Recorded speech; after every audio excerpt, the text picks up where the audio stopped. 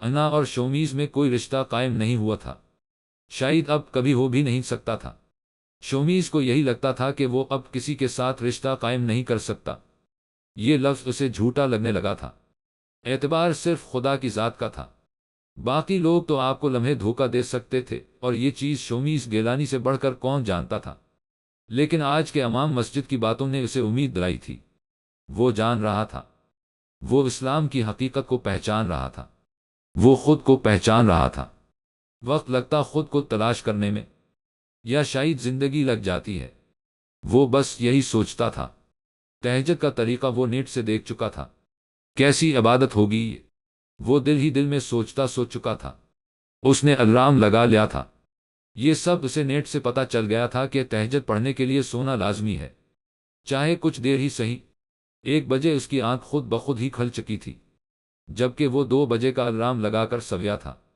جب خدا کا بلوا آتا تو وہ نیند پہچان جاتا ہے، نہیں تو کئی لوگ الارم لگا کر بھی سوئے رہتے اور فجر سے بھی محروم رہتے ہیں۔ اس نے وضو کیا۔ رات کے اس پہر جب ساری دنیا سو رہی تھی تو وہ رب کے حضور سجدے میں تھا۔ کیا تھی دل کی کیفیت؟ اس کا دل پھٹ رہا تھا۔ ساری اذیت تکلیف وہ خدا کے سامنے کھول کر بیان کرنا چاہتا تھا۔ جسم کی رگوں میں دوڑتا خون جیسے اب اپنی روانی آہستہ کر چکا تھا۔ دماغ سجدے کی حالت میں رونے پر مجبور کر رہا تھا، اور دل، وہ تو جیسے سارے بوجھ نکال کر باہر کر پھینک رہا تھا۔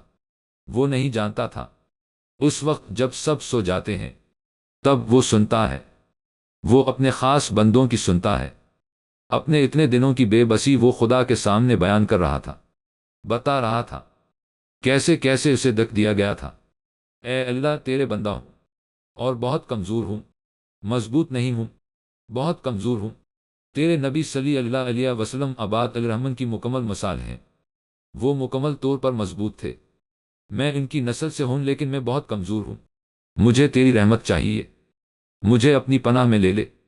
میرے دل کو اتنا تو مضبوط کر دے کہ مجھے لوگوں کی باتوں سے فرق نہ پڑے۔ میں تیرا بہت کمزور بندہ ہوں، بہت ہی کمزور۔ وہ خدا کے سامنے رو کر خود کتنا پرسکون محسوس کر رہا تھا۔ سب تکلیفیں اس کے سامنے بیان کر دی تھی۔ وہ اس کا بندہ تھا، وہ اس کا غلام تھا، تو تکلیف بھی تو مالک کو سننی تھی۔ اس نے اپنا دکھ اپنے مالک سے بانٹ لیا تھا۔ وہ پرسکون تھا، اس کو قرار آ گیا تھا۔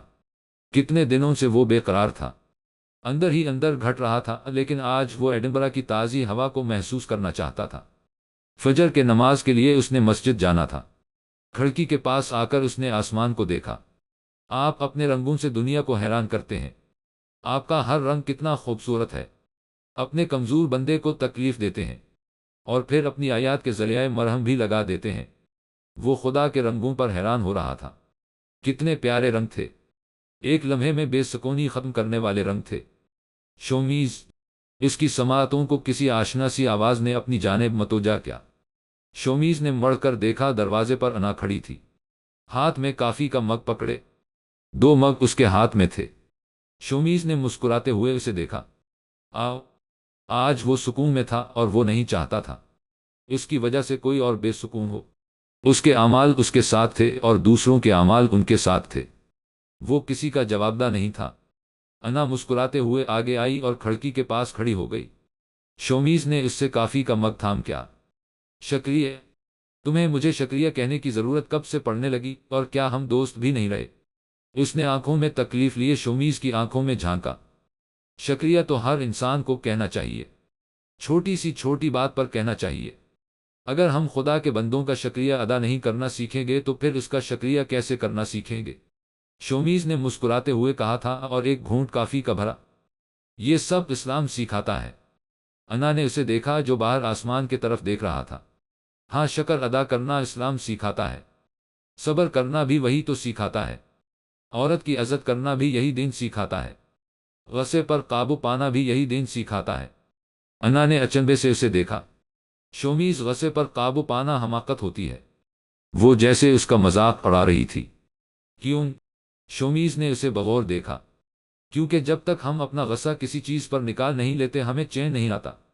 بے شک وہ کوئی چیز توڑ کر اتارے، کسی پر چلا کر غصہ اتارے، یا کچھ بھی کرے، جب تک غصہ نکال نہ لیں ہم اضطرابی کا شکار رہتے ہیں۔ شومیز کی چہرے پر معنی خیز مسکراہٹ در آئی۔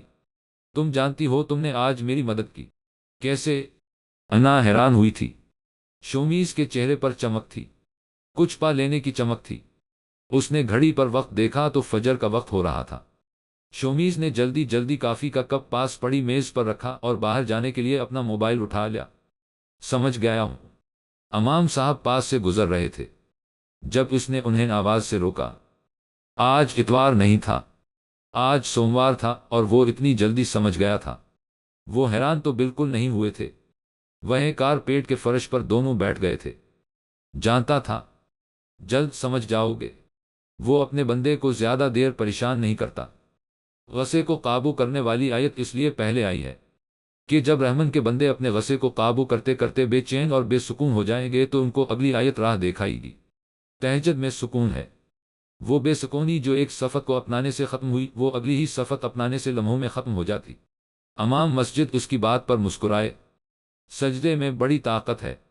جب اس کے حضور جھکتے تو یاد رہتا کہ غرور نہیں کرنا، یاد رہتا کہ تعریف کے قابل وہ خدا ہی ہے، یاد رہتا کہ تکلیفوں کو سمیٹنے والا وہی ہے۔ بالکل جب سجدے میں جھکا جاتا اور یقین ہوتا کہ وہاں صرف ہم ہیں اور ہمارا خالق ہے اور کوئی نہیں ہے تو بس ساری پریشانیاں اور دکھ درد ایسے محسوس ہوتے ہیں جیسے جسم سے نکل کر زمین میں منتقل ہو رہے ہوں۔ اس نے کھوئے ہوئے انداز میں اپنی حالت بیان کی تھی۔ جب اللہ کی خاطر کچھ بھی کیا جائے نہ شومیز گیلانی، تو بے چینی نہیں ہونی چاہیے کیونکہ وہ بہتر تدبیر کرنے والا ہے، لیکن اگر ہو ہی رہی ہے تو سجدے سے بہتر کوئی حل نہیں۔ یاد رکھنا ابھی شروعات ہے، ابھی تو تلاش شروع ہوئی ہے۔ تنہائی میں کی گئی عبادت اللہ کو بے حد پسند ہے، اسی لیے تہجد کا مقام بلند ہے۔ شومیز نے ان سے سوال کیا۔ بے شک رات کے وقت آپ تنہا ہوتے ہو، اس وقت دل سے عبادت کی جاتی ہے۔ میرے نزدیک تہجد کی عبادت میں دکھاوا نہیں، وہاں صرف آپ ہوتے اور رحمن ہوتا۔ بجا فرمایا، اور اس وقت اپنے رازق سے کچھ چھپانے کا دل نہیں کرتا۔ اس سے تو انسان کچھ چھپا بھی نہیں سکتا، وہ تو انسان کی شارک سے بھی زیادہ قریب ہے۔ یہ تو بس انسان خود کو دھوکے میں رکھتا کہ اس نے اللہ سے کچھ چھپا کر کوئی کام کر لیا۔ شومیز انہیں دیکھتا رہا، وہ کتنی سچی باتیں کرتے تھے۔ فرق صرف یہ ہوتا کہ وہ چاہتا کہ میرا بندہ مجھے یاد کرے، اپنے منہ سے مانگے۔ ابھی تم دیکھو گے رات کے وقت سجدے کی فضیلت یہ ہوگی کہ صبح کے وقت تم اپنے کام اور خوبصورتی اور خدا پر یقین کے ساتھ ادا کرو گے۔ دل میں اطمینان ہوگا کہ وہ ساتھ ہے، اس کا خاص رحم ساتھ ہے۔ تمہیں لوگوں کی باتوں سے فرق نہیں پڑے گا۔ تمہاری دکھ درد رات میں ہی ان آنسوؤں میں بہہ جائیں گے جو رات کی تنہائی میں بہائے جائیں گے۔ انہوں نے شومیز کو دیکھا اور پھر قرآن پاک پڑھتے لوگوں کو دیکھا۔ چلو آؤ کچھ دیر تلاوت کرتے ہیں۔ اس کے بعد امام مسجد اور شومیز گیلانی دونوں نے مل کر تلاوت قرآن پاک کی۔ کچھ دیر بعد قرآن پاک کو بند کرتے ہوئے امام مسجد بولے، والذین یقولون ربنا الف صاد سکون ر زیر ف سکون ان عذاب جہنم ان عذابها کان غرامنا ان عذابها کان غرامنا، ساتھ مستقرا و مقامن، اور وہ لوگ جو دعائیں مانگتے ہیں، اے ہمارے رب ٹال دے ہم سے جہنم کا عذاب، بے شک اس کا عذاب ہے جان کا لاگو، اس کا جرمانہ بہت بھاری ہے، بہت زیادہ ہے، میں اسے برداشت نہیں کر سکتا، میں جہنم کے بارے میں سوچ بھی نہیں سکتا۔ یہ رہنے کے لیے ایک خوفناک جگہ ہے، چاہے وہاں کچھ دیر ٹھہرا جائے یا زیادہ وقت کے لیے۔ وہ حیران ہوا تھا ایک دم سے انہوں نے یہ صفت کیوں بتائی تھی جبکہ ہر ہفتے کی بات ہوئی تھی۔ مجھے یہ صفت بہت پسند ہے اور انتہائی خوبصورت ہے۔ ایک گروہ ہے لوگوں کا جس سے اللہ محبت کرتا ہے، کیونکہ وہ جو بس ایک چیز اللہ سے مانگتے ہیں وہ یہ ہے کہ یا اللہ میں جہنم نہیں دیکھنا چاہتا، تم اس کے رحم کی حد دیکھو۔ وہ خود کہہ رہا ہے کہ مجھ سے جہنم نہ مانگو، لیکن جہنم تو کوئی بھی نہیں مانگتا امام صاحب۔ شومیز گویا ہوا، چند روز قبل میرے پاس میرے ایک رشتہ دار آئے، اس نے مجھ سے ایک سوال پوچھا۔ وہ کہتا کہ میں بہت سے حرام کاموں میں مبتلا ہوں مگر میں ہمیشہ کے لیے تو جہنم نہیں جاؤں گا، نہ ہے کیونکہ میں مسلمان ہوں، تو اگر میں جہنم جاؤں گا بھی تو وہ ہمیشہ کے لیے نہیں ہوگا نا۔ شومیز سن کر حیران نہیں ہوا تھا، اس عورت کو یہی تو کہنا چاہیے۔ مسلمان یہی تو سوچتے کہ وہ نبی پاک صلی اللہ علیہ وسلم کی امتی ہونے کے ناطے بخش دیے جائیں گے لیکن اپنی سزا پا کر جنت میں داخل ہوں گے۔ اس نے غلط کیا کہا تھا؟ شومیز نے حیرانی سے پوچھا۔ یہ یقینی جہنم رہنے کے لیے خوفناک جگہ ہے، میم پیش سین سکون تے زبر قاف زبر ر تشدید زبر الف کچھ دیر کے لیے، وہ مقامن طویل مدت کے لیے۔ اب اللہ کے اس بندے دا کرتے ہیں کہ میں جہنم نہیں جانا چاہتا، نہ تھوڑے وقت کے لیے اور نہ ہی طویل مدت کے لیے، میں نہیں اسے دیکھنا چاہتا۔ اللہ پیار کرتا ہے ان لوگوں سے جو اس بات کو سمجھتے ہیں کہ انہیں جہنم کا کوئی حصہ نہیں چاہیے، وہ قلیل مدت ہو یا طویل۔ لیکن انسان پاک تو نہیں کہ وہ بغیر سزا کاٹے ہی جنت میں چلا جائے۔ شومیز نے شانے اچکاتے ہوئے کہا، میں نے بہت سے مسلمانوں کے منہ سے سنا ہے کہ کچھ نہیں ہوتا، تھوڑا سا حرام کھا لیتے ہیں، کچھ دن جہنم جائیں گے، اس کے بعد تو جنت ہے۔ اللہ فرماتے ہیں، یہ لوگ عباد الرحمن نہیں ہیں۔ عباد الرحمن وہ لوگ ہیں جو کہتے ہیں، یا اللہ میں جہنم نہیں دیکھنا چاہتا، نہ ایک دن کے لیے، نہ ہی 2 دن کے لیے، 1 منٹ کے لیے نہیں، 1 سیکنڈ کے لیے نہیں، اور نہ ہی مستقل، مجھے جہنم نہیں جانا۔ وہ شومیز کے چہرے کے تاثرات سے محظوظ ہو رہے تھے، جو سمجھ نہیں پا رہا تھا۔ جانتے بھی ہو جہنم کا عذاب کیسا ہے؟ اس نے نفی میں سر ہلایا تو وہ مسکرائے۔ سورۃ الانبیاء میں ایک آیت ہے جو جہنم کی کم سے کم سزا کو بیان کرتی ہے، کیا ہے وہ سزا؟ سوال شومیز نے کیا تھا؟ پاس بیٹھے ایک اور نوجوان نے کیا تھا جو کب سے ان کی باتیں سن رہا تھا؟ وہاں لفظ نفحہ استعمال کیا گیا ہے جس کا مطلب ہے جھونکا، اور نفحہ اصل میں ٹھنڈے جھونکے کے لیے استعمال ہوتا ہے، اور نفحہ تب استعمال ہوتا ہے جب آپ دروازہ بند کرتے ہیں تو کچھ گرم ہوا اندر آتی ہے، وہ گرم ہوا کا جھونکا جو اندر آتا ہے یا باہر جاتا ہے، اسے نفحہ کہتے ہیں۔ اللہ نے فرمایا وہ لوگ نفحہ چکھیں گے اور وہ بھی جہنم کے باہر ہی سے، اور وہ ہوا کا جھونکا انہیں بہت کم ہی چھو کر جائے گا، مگر وہ شخص کہے گا میں نے ایسی سزا اپنی پوری زندگی میں نہیں دیکھی، ایسا معلوم ہوتا ہے جیسے میں جہنم کے سب سے ہیبت ناک حصے میں ہوں۔ شومیز اور اس کے ساتھ بیٹھے لڑکے کے رونگٹے کھڑے ہو چکے تھے۔ کیا کم سے کم سزا بھی اتنی بھیانک ہے اور سب ہیبت ناک؟ اس لڑکے کی آواز میں کپکپاہٹ تھی جو تینوں نے محسوس کی تھی۔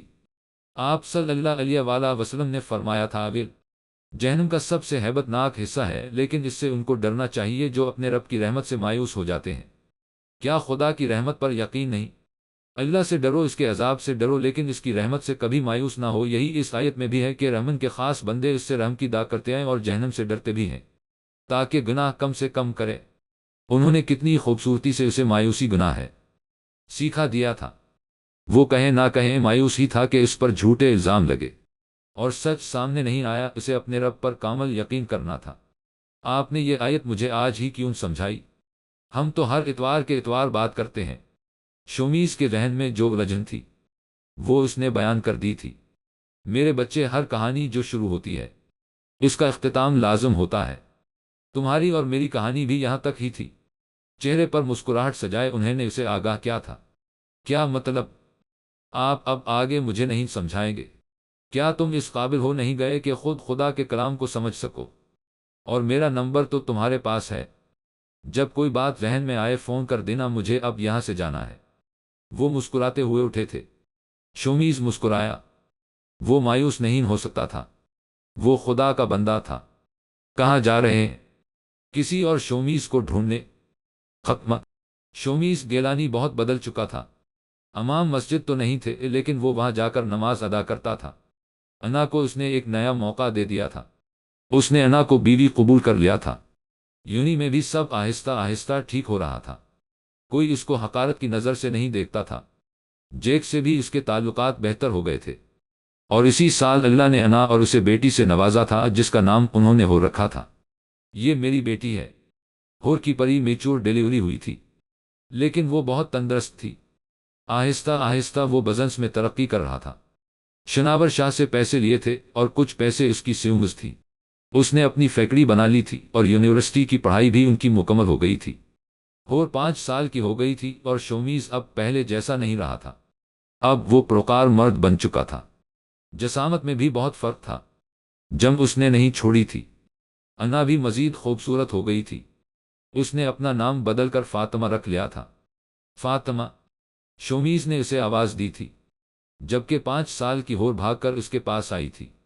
بابا، شومیز جو آفس جانے کے لیے تیار تھا، وہ ہور کے اس کے پاس بھاگ آنے پر اس نے اسے گود میں اٹھا لیا تھا۔ جی بابا کی جان، شومیز نے اسے بوسہ دیتے ہوئے کہا۔ اتنی ہی دیر میں شومیز کے موبائل فون بجنے لگا تھا۔ شومیز اور انا اب تک اسی فلپ میں تھے۔ بابا کالنگ۔ شومیز نے نمبر اٹھایا تو شناور شاہ کی بھرائی ہوئے آواز سنائی دی۔ شومیز، تمہارے دادا جان نہیں رہے۔ شومیز نے چند افسوس کے کلمات ادا کیے۔ جی میں کل کی فلائٹ سے آ جاؤں گا۔ شومیز نے فون رکھا تو ہور نے پوچھا، کون تھا؟ آپ کے دادا تھے۔ شومیز نے اسے اب نیچے اتارا تو انا نمودار ہوئی۔ مسکراتے چہرہ لیے وہ اس تک آئی تھی۔ تم آفس جا رہے ہو؟ ہاں بہت ضروری میٹنگ ہے، شام میں ہو سکتا لیٹ ہی آؤں۔ انا نے برا سا منہ بنایا، جانتی ہو نا کام بہت ضروری ہے۔ شومیز نے انا کا برا منہ بنتے دیکھا تو فورا اس سے معذرت کی، اتنے بڑے بزنس مین بن گئے ہو، فیملی کے لیے وقت نہیں۔ ہور ان دونوں کو کھڑی دیکھ رہی تھی۔ میں ناشتہ بھی نہیں کروں گا، آفس میں کچھ کھا لوں گا۔ شومیز گھڑی دیکھتے ہوئے اپنا لیپ ٹاپ والا بیگ اٹھاتے ہوئے باہر نکل گیا تھا۔ اب مجھے لگتا کہ مجھے جانا چاہیے۔ کھولے دروازے سے آواز آئی تھی۔ فلٹ کی چابیاں شومیز کے پاس بھی تھیں۔ وہ اندر داخل ہو چکا تھا، لیکن قدموں کی آواز پیدا نہیں کی تھی۔ اس وقت ہور سو رہی ہوتی تھی اور وہ عموماً اس وقت گھر نہیں آتا تھا۔ آج تو اس نے اپنے پیکنگ کرنی تھی، کیونکہ اس کی صبح کی فلائٹ تھی، اس لیے گھر جلدی آ گیا تھا۔ جو بھی تھا، اس کے دادا جان فوت ہوئے تھے، اس کا جانا لازم تھا، لیکن مرد کی آواز پر اس کے قدم منجمد ہو گئے۔ نہیں تھوڑی دیر اور رک جاؤ۔ ارے نہیں یار، تمہارا بیوقوف شوہر آتا ہی ہوگا۔ دونوں آوازیں اس کی جانی پہچانی تھی۔ ایک تو وہ بخوبی پہچان رہا تھا، فاطمہ تھی، اس کی بیوی، لیکن وہ کس کو روک رہی تھی؟ وہ میرا شوہر نہیں ہے، تم بھی جانتے ہو۔ شومیز کو اپنی سماعتوں پر یقین نہیں آ رہا تھا۔ جانتا ہوں، لیکن وہ بیوقوف تو تمہیں اپنی بیوی سمجھتا ہے، اسے لگتا تم اس کی فاطمہ ہو، جبکہ تم انا ہو، میری انا۔ یہ کیا تھا؟ وہ کیا سن رہا تھا؟ کیا وہ کوئی بھیانک خواب دیکھ رہا تھا؟ ہاں، وہ یہی سمجھتا ہے۔ میں اس کی محبت میں اسلام قبول کر چکی ہوں، جبکہ میں ایک یہودی لڑکی ہوں۔ یہودی لڑکی؟ ان دونوں کا قہقہ گونجا تھا۔ شومیز کو اپنا آپ ختم ہوتا نظر آ رہا تھا۔ وہ تو جولیا کو بھی اپنی بیٹی سمجھتا ہے، اسی لگتا کہ یہ پری میچور ڈیلیوری تھی، جبکہ حقیقت تو یہ ہے، وہ میری بیٹی ہے، وہ انا اور جیک کی بیٹی ہے۔ اس کے اعتبار کا پھر سے قتل ہوا تھا، اور اب صرف قتل نہیں ہوا تھا، اسے پل پل کی موت دے دی گئی تھی۔ اور میری بیٹی ہی نہیں، 5 سال سے میں جس کو اپنا وجود سمجھتا آیا، اپنا حصہ سمجھتا آیا، وہ میرا خون ہی نہیں، وہ سید شومیز گیلانی کا خون ہی نہیں۔ اس نے بے یقینی سے الفاظ دہرائے۔ کیسے انکشافات تھے؟ 5 سال اس کے یقین کا قتل ہوتا رہا۔ 5 سال جس کو وہ اپنی بیوی سمجھتا رہا، وہ دل سے مسلمان نہیں ہوئی تھی۔ وہ ناٹک تھا، پر کیوں؟ قسمت اس ہر مہربان تھی، اس کو سب جواب آج ہی ملنے تھے۔ ہاں بس اب میں اس سے طلاق لے لوں گی۔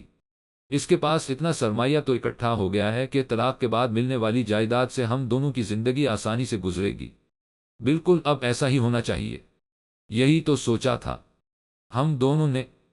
ہم جانتے تھے یہ ایک دن بزنس کھڑا کرے گا، اور اس سے بہتر شارٹ کٹ نہیں تھا پیسے کمانے کا۔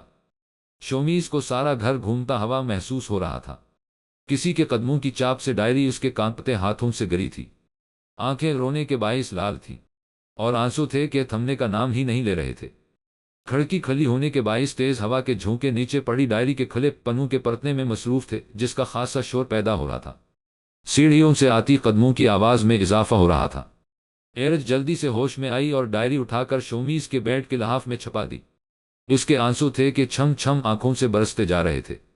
بمشکل خود پر قابو پاتی وہ جلدی سے الماری کی طرف گئی تھی، اور ایسے کھڑی ہو گئی جیسے کچھ نکال رہی ہو۔ شومیز کمرے میں داخل ہو چکا تھا۔ ایرج نے آہستہ آہستہ اس کی طرف سرخ پڑتی آنکھوں کے ساتھ دیکھا۔ جان گئی، وہ جو زبردستی اپنے آنسو کو تھامے کھڑی تھی۔ بے ساختہ اس سوال پر اس کی آنکھوں سے ایک آنسو نکل کر گال پر بہہ گیا تھا۔ جان سے گئی؟ ایرج میری بات کو غور سے سننا، جیسا تم سوچ رہی ہو ویسا۔ ایرج کو اپنی آنکھوں کے سامنے دھواں معلوم ہو رہا تھا، سارا گھر چکرانے لگا تھا۔ سامنے کھڑے شخص میں ہمت تھی کہ وہ سب برداشت کرے، ایسے کھڑا تھا جیسے اس کی زندگی میں کچھ ہوا ہی نہ ہو، پر وہ اس قدر کمزور تھی کہ وہ سب پڑھ کر ہی اپنے ہوش کھونے لگی تھی۔ تو جس پر گزری تھی وہ کیسے زندہ تھا؟ شومیز نے اس کے بعد ایرج سے کیا کہا، اسے کچھ سنائی نہیں دے رہا تھا۔ دیکھتے ہی دیکھتے وہ اس کے سامنے فرش پر پڑی تھی۔ ایرج! شومیز چلا کر اس کے قریب آیا تھا۔ اس نے اسے فرش سے اٹھا کر بیڈ پر لٹایا۔ ایک دم سے ایرج کو کیا ہو گیا تھا، وہ ایسے بے ہوش ہو گئی تھی۔ شومیز نے سائڈ ٹیبل پر پڑا پانی کا گلاس اٹھایا اور اس کی آنکھوں پر چھینٹے مارے۔ دوسری دفعہ میں ایرج نے اپنی آنکھیں آہستگی سے کھولے تھیں، بھگے پلکیں بھاری ہو رہی تھی۔ شومیز نے ایرج کے ہاتھ کو ہاتھ لگایا تو وہ بالکل برف کی طرح ٹھنڈا تھا۔ تم نے کھانا کھایا؟ اس نے نفی میں سر لایا۔ ایرج کا بی پی لو تھا۔ اچھا ٹھیک ہے، تم آرام کرو، میں کچھ بنا کر لاتا ہوں، شومیز نے اس کے پاس سے اٹھتے ہوئے کہا۔ اس نے شومیز کو کمرے سے باہر نکلتے ہوئے دیکھا۔ کتنا حوصلہ ہے! میں سوچتی تھی کہ میں بد نصیب ہوں، مجھے جس سے محبت ہوئی وہ میرا نہیں، لیکن حقیقت تو یہ ہے وہ انا بد نصیب ہے۔ اس نے آپ جیسے انمول ہیرے کو کھو دیا۔ لیکن شاہ، آپ کی ایرج آپ کو کبھی نہیں چھوڑے گی۔ اس میں اٹھنے کی واقعی ہمت نہیں ہو رہی تھی، لیکن اسے ڈائری اٹھا کر الماری میں اسی جگہ پر رکھنی تھی۔ ایرج بہت مشکل سے اٹھی، لحاف کے نیچے سے ڈائری نکال کر وہ آہستہ قدموں کے ساتھ الماری کے پاس گئی اور پھر اسے اسی جگہ رکھ دیا جہاں سے اٹھائی تھی۔ 5 سال، اس شخص کا بھروسہ کتنا ٹوٹا ہوا ہوگا، ایرج سوچتے ہوئے آہستگی کے ساتھ بیڈ پر بیٹھ گئی۔ وہ بالکل ویسا نہیں تھا جیسا اوپر سے دیکھاتا تھا، اس کا اندر خالی تھی۔ وہ ہر وقت مسکرانے والا شخص اندر سے کھوکھلا تھا۔ انا کس قدر گھٹیا تھی! لیکن ایک منٹ، اس نے کہا کہ شومیز گیلانی کی وہ بیوی نہیں جبکہ 5 سال وہ اس کی بیوی بن کر رہی ہے۔ اس نے کہا شومیز کی وہ کاغذات میں بیوی نہیں ہے، اور ایرج کے جانے کے بعد ہی اسے سمجھ آ رہا تھا کچھ تو تھا جو انا کرنے جا رہی تھی، کچھ ایسا جس سے وہ انجان تھی۔ ایرج، وہ ہاتھ میں ٹرے لیے اس کے پاس آ رہا تھا۔ تم اٹھی کیوں؟ وہ مصنوعی غصہ دکھاتے ہوئے اس کے پاس آیا۔ ایرج مسکرائی۔ بس ویسے ہی۔ اچھا چلو ادھر آؤ۔ شومیز نے ٹرے شیشے کی میز پر رکھی۔ اس میں 2 گلاس پانی کے تھے اور 7 بریڈ اور انڈے فرائی کیے ہوئے تھے۔ ایرج اٹھ کر صوفے نما کرسی پر بیٹھی۔ شومیز بھی اس کے ساتھ والی کرسی پر بیٹھ گیا۔ کھاؤ، شومیز نے اسے پلیٹ میں بریڈ اور انڈا نکال کر دیتے ہوئے کہا۔ آپ بھی کھائیں۔ نہ جانے کیوں اسے دیکھ کر اب اس کی آنکھیں بھیگ گئی۔ کیوں وہ اتنا اچھا تھا؟ دنیا نے اس کے ساتھ اتنا برا کیا اسے چاہیے؟ وہ اس دنیا کے کسی بھی شخص کے ساتھ اچھائی نہ کرتا، لیکن وہ ان سب سے کیوں اتنا مختلف تھا؟ بی بی تمہارا لو ہے، میرا نہیں۔ شومیز اس سے آنکھیں چرا رہا تھا۔ باہر شام کے سائے گہرے ہو رہے تھے۔ دونوں کے درمیان خاموشی حائل رہی۔ دونوں نے خاموشی سے کھانا مکمل کیا۔ بہت کچھ تھا جو ایرج کہنا چاہتی تھی، لیکن حلق سے آواز نہیں نکل رہی تھی۔ شومیز اسے سب بتانا چاہتا تھا، لیکن ہمت جواب دے رہی تھی۔ ایرج، شومیز نے ہمت کر کے اسے مخاطب کیا۔ تیز ہوا کی لہریں کھڑکی پا لگے پردوں لہرانے میں مصروف تھی۔ ایرج اس سے کچھ نہیں سننا چاہتی تھی۔ وہ اب سنتی تو شاید ہمت نہ رکھ پاتی۔ ایرج، وہ تصاویر جھوٹ ہیں، میں ایسا نہیں ہوں، شومیز نے ہمت کر کے کہہ ہی دیا تھا۔ ایرج لہجے بھر کو اسے دیکھے گئی۔ مطلب اسے یہ معلوم نہیں ہوا تھا کہ ایرج نے اس کی ڈائری پڑھی ہے۔ وہ ان تصاویر کی وجہ سے پریشان تھا۔ کون سی تصاویر؟ ایرج نے انجان بنتے ہوئے پوچھا۔ وہی، ایرج تم جانتی ہو۔ شومیز الفاظ اکٹھے نہیں کر پا رہا تھا، اور وہ نہیں چاہتی تھی وہ اپنے زخموں کو تازہ کرے۔ اچھا وہ، ایرج نے اب اپنا لہجہ پہلے جیسا شوق کرتے ہوئے کہا۔ شومیز حیران رہ گیا۔ ایک دم چہرے کے تاثرات بدلے۔ ایرج کو فرق ہی نہیں پڑتا تھا کہ وہ تصاویر اس کی تھیں۔ سب جانتی ہوں، فکر نہ کرے، ایرج نے اسے ایسا کہا جیسے حوصلہ دے رہی ہو۔ کیا جانتی ہو؟ جانتی ہوں کہ مکار جھوٹی لڑکی نے وہ تصویریں بنائے۔ تم جانتی ہو؟ کیا جانتی ہو؟ سب جانتی ہوں۔ وہ ایرج کی آنکھوں کی گہرائی میں دیکھ رہا تھا۔ کیا؟ ایرج جو جذبات کی رو میں بہہ رہی تھی، اس نے خود پر قابو پایا۔ وہ چاہتی تو شومیز کو بتا سکتی تھی کہ اس نے اس کی ڈائری پڑھ لی تھی، لیکن وہ اسے بتانا نہیں چاہتی تھی کہ وہ اسے جانتی ہے۔ وہ نہیں چاہتی تھی کہ اسے ایرج کی آنکھوں میں اپنے لیے ہمدردی محسوس ہو۔ سب کہ وہ ڈرامہ ہے، اور یہ بھی کہ وہ آپ کی بیوی ہے، ایرج نے مسکراتے ہوئے کہا۔ شومیز تو حیران ہو رہا تھا کہ وہ سب جانتی تھی، لیکن اس نے کبھی اسے محسوس ہی نہیں ہونے دیا تھا۔ وہ میری بیوی نہیں۔ ہاں، یہودی بیوی کیسے ہو سکتی ہے؟ لیکن کاغذات میں تو ہے۔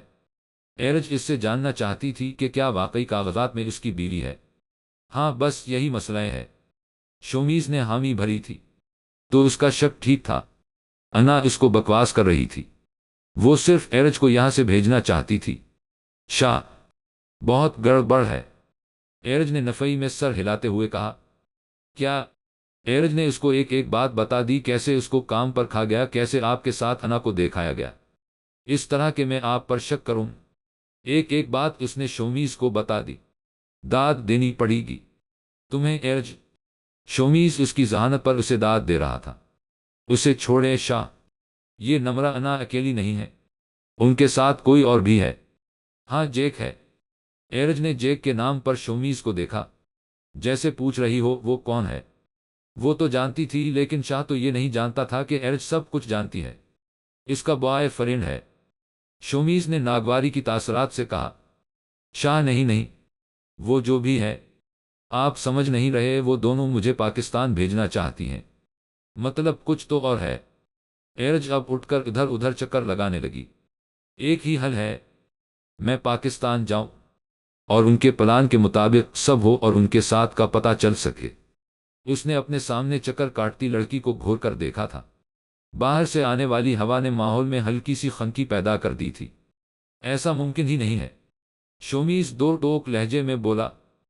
جانتے بھی ہیں ان تصاویر کے ساتھ کیا سے کیا ہو سکتا۔ ایرج نے رکھ کر بیڈ پر بیٹھے شومیز کو دیکھا، جو بے بسی سے بالوں میں ہاتھ پھیر رہا تھا۔ جو بھی ہو، میرے ساتھ ہو، لیکن میں تمہیں پاکستان نہیں جانے دوں گا۔ کیا؟ بتائیں مجھے، کیوں نہیں جا سکتی میں؟ ایرج اب زچ ہوتے ہوئے بولی تھی، تنگ آ گئی تھی وہ یہ سن سن کر کہ وہ نہیں جا سکتی۔ ہاں ٹھیک ہے، تم جاؤ۔ ایک سے بیڈ پر سے اٹھتے ہوئے شومیز گیلانی کے چہرے پر مسکراہٹ آئی تھی۔ کچھ تو تھا جو اس کے دماغ میں چل رہا تھا۔ شومیز نے سارا لائحہ عمل ایرج کو بتایا۔ ایئرپورٹ پر آج وہ اکیلی کھڑی تھی، کتنا بدل گئی تھی۔ ہینڈ کیری کھینچتے ہوئے وہ باہر نکلی تھی۔ اپنا دیس اپنا ہی ہوتا، یہاں کی ہوائیں، یہاں کا سورج، یہاں کا چاند، سب ویسا تھا، لیکن یہاں اپنائیت تھی۔ ان آس پاس چلتے لوگوں سے انس تھا، محبت تھی۔ آج وہ اکیلی آئی تھی۔ اسے نہ تو انگریزی بولنے میں کوئی مسئلہ ہوا تھا، نہ بورڈنگ میں مسئلہ ہوا تھا۔ اسے یاد تھا جب پہلی دفعہ وہ شومیز کے ساتھ گئی تھی، وہ کچھ نہیں جانتی تھی اور وہ اسے سب بتاتا رہا۔ وہ اسے کیوں سب بتاتا رہا تھا؟ وہ نہیں جانتی تھی، لیکن آج وہ سب جانتی تھی۔ اس نے اسے اکیلا چلنے کے قابل بنا دیا تھا۔ رجو واپس آ گئی ہے، ایرج نے باہر نکلتے ہوئے کہا۔ وہاں جا کر جو کچھ اس میں نہیں بدلا تھا وہ اس کا لباس تھا۔ کالا پراندہ کمر پر ڈالے سیاہ لباس جس پر شیشے بنے ہوئے اور نیچے سفید کھوسا پہنے وہ باہر آ چکی تھی۔ ایرج کے فون کی بیل بجنے لگی۔ اس کے پاس یہ نمبر شومیز گیلانی کا تھا جو وہ پاکستان آ کر استعمال کرتا تھا۔ موبائل پر نمبر دیکھتے ہی اس کے چہرے پر مسکراہٹ بکھیری۔ جی جناب، ایرج نے فون اٹھاتے ساتھ کہا۔ پہنچ گئی؟ ہاں، لاہور ایئرپورٹ پر ہوں، آپ کو یاد کر رہی ہوں۔ وہاں ڈرائیور کھڑا ہوگا۔ شومیز اس کے طنز کو نظر انداز کرتا اسے بتانے لگا۔ انگریز شاہ رجو اپنے دیس واپس آئی ہے، یہاں وہ سب جانتی۔ ایرج نے اسے جتاتے ہوئے کہا۔ ٹھیک ہے، ٹھیک ہے، جانتی ہو نہ کیا کرنا؟ سب جانتی ہوں، ایرج نے مسکراتے ہوئے کہا۔ ٹھیک ہے، گھر پہنچ کر رابطہ کرنا ضرور۔ ایرج نے فون رکھ دیا تھا اور ڈرائیور کو ڈھونڈنے لگی۔ شومیز نے ڈرائیور کی تصویر اسے بھیجی تھی، لیکن وہ حیران تب ہوئی جب اس نے سامنے کھڑی شاہینہ کو دیکھا۔ استانی جی، ایرج آہستہ آہستہ قدم چلتے اس کے پاس آئی تھی۔ بہت سے لوگوں میں کھڑی تھی، لیکن آج بہت مختلف لگ رہی تھی۔ دوپٹہ آج بھی سر پر تھا، لیکن کپڑے انتہائی خوبصورت تھے۔ آپ یہاں؟ ایرج کا سامان اس سے ایک نوکرانی نے پکڑ لیا تھا۔ میری بہو آ رہی تھی، میں نہ آتی یہاں؟ ایرج تو ان کی بات سن کر ہی حیران رہ گئی تھی۔ تو کیا آپ جانتی ہیں؟ سب جانتی ہوں، ایسا کام کوئی اور کر ہی نہیں سکتا تھا۔ شاہینہ نے مسکراتے ہوئے ایرج کو دیکھا۔ چلو آؤ۔ شاہینہ اور ایرج ساتھ ساتھ چلنے لگی تھی۔ کتنا بدل گئی ہو، شاہینہ نے اس کے لہجے پر تبصرہ کیا۔ بس شومیز گیلانی کے رنگ ہی ایسے ہیں جو مجھ پر چڑھ گئے ہیں، ایرج نے مسکراتے ہوئے کہا۔ وہ تو ہے ہی ایسا۔ شاہینہ کے لہجے میں شومیز کے لیے محبت وہ محسوس کر سکتی تھی۔ السلام علیکم، حسین شہزاد نے ایرج کو سلام کیا۔ وہ اس گھر کے بڑے سے لاونج میں بیٹھی تھی۔ جب وہ پروکار شخصیت والا شخص اس کے سامنے آ کر بیٹھا تھا، پاس ہی ردا بھی بیٹھی تھی، جو کب سے ایرج کو کبھی پیار کوئی چیز کھانے کو دے رہی تھی، کبھی کوئی چیز دے رہی تھی۔ وعلیکم السلام، تو آپ ہیں استانی جی کے شوہر؟ ایرج نے چہکتے ہوئے کہا، اور اس کی آواز میں معصومیت نے حسین شہزاد کو مسکرانے پر مجبور کر دیا، اور اس نے اسبات میں سر ہلایا۔ کھانا لگ گیا ہے، آ جائیں سب۔ شاہینہ نے سب کو ڈائننگ ہال میں بلاتے ہوئے کہا۔ وہ تینوں اٹھ کر وہاں آ گئے۔ ایرج کی بھوک تو چائے کے ساتھ لوازمات نے ہی ختم کر دی تھی، اب تو اسے نیند آ رہی تھی۔ استانی جی، اب تم مجھے پھوپھو کہا کرو۔ شاہینہ نے اس کی بات کاٹی۔ اب آپ مجھ سے رشتہ بدل رہی ہیں، ایرج نے منہ بناتے ہوئے کہا۔ نہیں، مجھے اچھا لگے گا، شاہینہ نے مسکراتے ہوئے کہا۔ ارے بھائی، اگر وہ استانی کہنا چاہتی تو کہنے دے بیگم۔ حسین شہزاد نے ایرج کا ساتھ دیا تو وہ خوش ہوئی، شاہینہ تو بس مسکرا کر رہ گئی۔ استانی جی، مجھے بہت نیند آ رہی، میں سونا چاہتی ہوں۔ ایرج ابھی تک بیٹھی نہیں تھی، سب لوگ بیٹھ چکے تھے۔ ہاں شاہینہ، وہ بہت لمبی فلائٹ سے آئی ہے، اسے آرام کرنے دے، ردا نے نہایت شائستگی سے کہا۔ نورا، بی بی جی کو ان کا کمرہ دیکھا کراؤ۔ ایرج ایک دم حیران ہوئی تھی۔ ایک وقت تھا وہ اس جگہ پر کھڑی ہوتی تھی صرف شومیز گیلانی کی بیوی ہونے کی وجہ سے اس کی اتنی عزت، یا شومیز گیلانی کے پیسے کی وجہ سے؟ ٹھیک ہے، استانی صاحبہ ویسی نہیں ہے، لیکن حقیقت تو یہی تھی۔ آج 2 مہینوں کے بعد وہ وہاں کھڑی تھی جہاں اسے بی بی جی کہا جا رہا تھا۔ ایرج سوچتے سوچتے اس لڑکی کے پیچھے پیچھے چل رہی تھی۔ شومیز گیلانی نے اس سے نکاح کیا؟ کیا وہ نہیں جانتی تھی؟ لیکن اس نکاح کو ختم تو ہونا تھا، اس کے بعد کیا ہونا تھا؟ ایرج اب مزید کچھ بھی سوچنا نہیں چاہتی تھی۔ جو ہوگا وہ خدا کی تدبیر ہوگی، اور وہ بہتر تدبیر کرنے والا ہے۔ ایرج اب کمرے میں آ چکی تھی، اس کا سامان رکھا جا چکا تھا، لیکن وہ نیند میں اس قدر تھی کہ اب وہ کچھ بھی نہیں سوچنا چاہتی تھی۔ تمہارا کام ہو گیا ہے سجاد گیلانی، اب میرا کام بھی کر دو، انا نے فون پر بات کرتے ہوئے کہا۔ کیا وہ پاکستان آ گئی ہے؟ ہاں، وہ پاکستان جا چکی ہے، کل خود اس کو ایئرپورٹ چھوڑ کر آئی ہوں۔ سجاد کا قہقہ گونجا تھا۔ اور وہ تصاویر؟ انا کے ماتھے پر تیوری آئی۔ صبر رکھو، وہ بھی دے دوں گی، تو پیسے بھی تب ہی دوں گا۔ وہ شومیز گیلانی نہیں تھا جس کو وہ دھوکہ دے سکتی تھی، وہ سجاد گیلانی تھا جسے اپنا کام نکلوانا آتا تھا۔ انا نے غصے سے فون رکھ دیا۔ اس نے تو سوچا تھا کہ ان تصاویر کے ذریعے وہ ایرج کو بھی بھیج دے گی واپس، اور ان کو استعمال کر کے شومیز سے طلاق بھی لے لے گی۔ سجاد گیلانی سے اس کا رابطہ پاکستان سے واپس آنے کے بعد ہوا تھا، وہ نہیں جانتی تھی اس کا نمبر سجاد گیلانی کے پاس کیسے آیا تھا اور کیوں۔ سجاد نے اسے اچھے پیسوں کی پیشکش کی تھی، شومیز گیلانی سے تو وہ طلاق لینا ہی چاہتی تھی۔ جب وہ پاکستان گئی تھی تو وہ شومیز کو منانے گئی تھی، وہ چاہتی تھی کہ وہ اس پر ایک پھر سے یقین کر لے، کیونکہ جس دن شومیز نے سب سنا تھا۔ اچھا انا، میں چلتا ہوں۔ جیک نے ابھی کمرے سے قدم باہر ہی رکھا تھا کہ سامنے کھڑے شومیز کو دیکھ کر انا اور جیک ایک دم حیران رہ گئے تھے۔ انا تیزی سے شومیز کے پاس آئی تھی۔ تم کب آئے شومیز؟ دیکھو جیک آیا، ہوا ہے، انا نے اس انداز میں کہا جیسے کچھ ہوا ہی نہ ہو۔ شومیز کچھ کہے سنے بغیر وہاں سے نکل گیا تھا۔ مجھے لگتا ہے اس نے سب سن لیا ہے، جیک نے انا سے کہا۔ نہیں، اگر سنا ہوتا تو اس طرح ہی چپ کر کے چلا جاتا، اس نے بس تمہیں دیکھ لیا اس لیے گیا ہے۔ انا کو اب بھی یقین تھا کہ شومیز نے کچھ نہیں سنا۔ چلو ٹھیک ہے، میں چلتا ہوں۔ جیک شانے اچکاتے ہوئے باہر نکل گیا تھا۔ اصل جھٹکا تو انا کو تب لگا تھا جب اسے معلوم ہوا کہ شومیز بغیر بتائے پاکستان جا چکا ہے، اس لیے اس نے پاکستان جانے کی ٹھان لی۔ جب پاکستان گئی تب بھی شومیز کا لہجہ اس کے ساتھ نارمل تھا، لیکن وہ خلوص، وہ محبت اسے محسوس نہیں ہوئی تھی۔ شومیز نے اسے واپس آنے کا کہا اور وعدہ کر لیا کہ وہ بھی واپس آ جائے گا۔ انا بہت خوش تھی کہ اسے کچھ معلوم نہیں ہوا تھا اور بس کچھ ہی دنوں میں اس طلاق بھی لے لے گی، لیکن اس کے پاؤں سے زمین تب نکلی جب اسے معلوم ہوا کہ یہ فلیٹ بک چکا ہے۔ شومیز، تم نے فلیٹ بیچ دیا؟ انا نے بے یقینی سے اسے فون پر کہا تھا۔ ہوں، بیچ دیا ہے، شومیز نے یہ کہہ کر فون کاٹ دیا تھا۔ نمرہ اور انا کی دوستی اتفاقاً ہوئی تھی جب نمرہ نے پھولوں کا گلدستہ لینا تھا، اور اسی دکان میں انا بھی تھی۔ آپ کو یہ پھول پسند ہے؟ جولیا نے نمرہ سے پوچھا تھا۔ وہ بچی اسے بہت خوبصورت لگی تھی۔ اس کی ماں بھی اس کے ساتھ تھی۔ جی مجھے پسند ہے، بلکہ بہت پسند ہے، اس نے للی کا بوکے ہاتھ میں پکڑے ہوئے کہا۔ میرے بابا کو بھی پسند ہے، جولیا نے پیار سے کہا تھا۔ کون ہے آپ کے بابا؟ وہ اس بچی سے خاصی بے تکلف ہو رہی تھی۔ سید شومیز گیلانی، اس نے فخر سے اس کا نام لیا تھا۔ تم شومیز گیلانی کی بیٹی ہو؟ نمرہ نے حیرت سے دیکھا۔ آپ ان کی بیوی ہیں؟ نمرہ نے اب انا سے سوال کیا تھا، جس نے اسبات میں سر ہلایا۔ اب وہ اسے کیا بتاتی کہ وہ اس کی بیوی نہیں ہے، اور نہ ہی یہ اس کا بیٹی ہے۔ تم کیا کرتی ہو؟ انا نے نمرہ سے پوچھا۔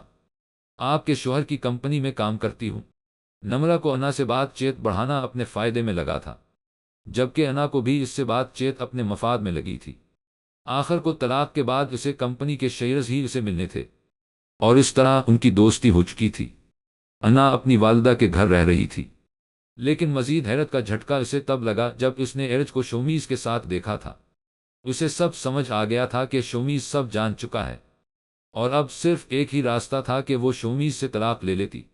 اسی دوران اس سے سجاد گیلانی نے رابطہ کیا تھا، اور یہ پیشکش کی کہ اگر وہ ایرج فاطمہ کو واپس پاکستان بھیج دے تو وہ اسے $3 لاکھ دے گا، اور اس کے پیسے کی ہوس نے اسے یہ کرنے پر بھی مجبور کر دیا تھا۔ اتفاق تو یہ ہوا تھا کہ نمرہ کے گھر کے سامنے ہی شومیز گیلانی کا نیا گھر تھا۔ انا جانتی تھی نمرہ بھی لالچی ہے، وہ لالچ میں آ کر کچھ بھی کرے گی۔ پھر ان دونوں نے ایرج کو دوست بنانے کا دھوکہ دیا، پھر اس کو کام دیا، اور یہی ان کا پلان تھا کہ ایرج تصاویر دیکھ کر بدگمان ہو جائے گی اور یہاں سے چلی جائے گی، جبکہ شومیز کو وہ ان تصاویر کے ذریعے بلیک میل کر کے طلاق لے لے گی کہ وہ تصاویر وہ اس کے گھر بھجوا دے گی۔ لیکن اب سجاد گیلانی کمینگی کر رہا تھا، اسے اب وہ تصاویر بھی چاہیے۔ انا کل سے میرا موبائل نہیں مل رہا، مجھے سمجھ نہیں آ رہی گیا کہاں۔ ایرج کو ایئرپورٹ چھوڑنے کے بعد سے مل ہی نہیں رہا۔ وہ دونوں پنجابی تڑکا ہوٹل میں بیٹھی تھی۔ ایرج کے جانے کے بعد وہ بند ہی پڑا تھا۔ تم نے کہیں گرا دیا ہوگا، انا کہتے کہتے رکی۔ کیا کہا؟ ایرج کے جانے کے بعد، اس نے ایک دم آنکھیں پھیلاتے ہوئے کہا۔ نمرہ نے نفی میں سر ہلایا۔ دیکھو اپنا موبائل۔ انا نے ایک دم سے اپنا موبائل نکالا۔ تصاویر نکالیں۔ سب غائب تھا، سب کچھ غائب تھا، وہاں کچھ بھی نہیں تھا۔ انا کے چہرے کے تاثرات نے نمرہ کو پریشان کر دیا۔ کیا ہوا؟ نمرہ نے اضطرابی کی حالت میں پوچھا۔ انا نے اس کے سامنے موبائل کیا، وہاں خالی لکھا ہوا آ رہا تھا۔ وہ کھیل گئی ہمارے ساتھ۔ انا کو یاد آیا تھا جب وہ ایئرپورٹ کی جانب رواں دوا تھیں تو ایرج ایک دم سے بولی تھی، انا میں اپنا موبائل بھی گھر رکھا ہی ہوں، شومیز گیلانی مجھے ٹریس نہ کر لے۔ دیکھو یہ نمبر میرے ابا کا ہے، مجھے ان سے بات کرنی ہے۔ اس نے ایک کاغذ پر لکھا ہوا نمبر اس کے سامنے کیا۔ ہاں ٹھیک ہے، ایئرپورٹ چل کر کر لینا۔ ایرج نے مسکراتے ہوئے اسے دیکھا۔ وہ جب ایئرپورٹ پہنچی تھیں تو اس نے ایرج کو نمبر ملا کر دیا تھا۔ ایرج ایک طرف چلی گئی تھی۔ تم بیک ایک کرو، نمرہ فورا سے بولی تھی۔ نہیں ہو سکتا، وہ چالاک لومڑی جسے ہم معصوم سمجھ رہی تھی، اس نے فیکڑی ریسیٹ کر دیا۔ انا نے اپنا سر دونوں ہاتھوں سے پکڑ لیا تھا۔ اتنی ہی دیر میں ایک نمبر سے فون آنے لگا۔ تمہارے نمبر سے فون آ رہا ہے، اٹھاؤ اسے۔ انا نے فورا سے اپنا موبائل نمرہ کے آگے کیا۔ اس نے فون اٹھایا۔ نمرہ کے ہاتھ کانپ رہے تھے۔ کیسا دیا جھٹکا دوست؟ لفظ دوست پر زور دیتے ہوئے کسی نے اردو میں کہا تھا۔ ایرج تم؟ نمرہ نے بے یقینی سے کہا۔ ہاں، گاؤں کی بھولی گوار رجو، تم دونوں کے ساتھ کھیل آئی ہے۔ تمہیں کیا لگا تھا کھیل صرف تمہیں آتا ہے؟ مس نمرہ بی بی، مجھے اپنے شوہر پر یقین تھا۔ تم دونوں ایک بیوی کے یقین کو توڑ نہیں سکی، اس انا سے کہہ دینا شومیز گیلانی کی ایک ہی بیوی ہے۔ ایرج فاطمہ، فون کٹ کر دیا گیا تھا۔ سجاد تم ایسا کیوں کر رہے ہو؟ عالیہ سنگار میز کے پاس کھڑے سجاد گیلانی کے پاس آئی تھی۔ میں نے تم سے ایک دفعہ کہا ہے کہ میرے معاملات میں دور رہو تو بہتر ہوگا، سجاد نے خود پر پرفیوم چھڑکتے ہوئے کہا۔ اس کا انداز بہت عام سا تھا، جیسے عالیہ کیا کہہ رہی ہو اسے فرق ہی نہ پڑتا ہو۔ تم بہت پچھتاؤ گے، سجاد گیلانی۔ عالیہ نے اسے تعصب سے دیکھا۔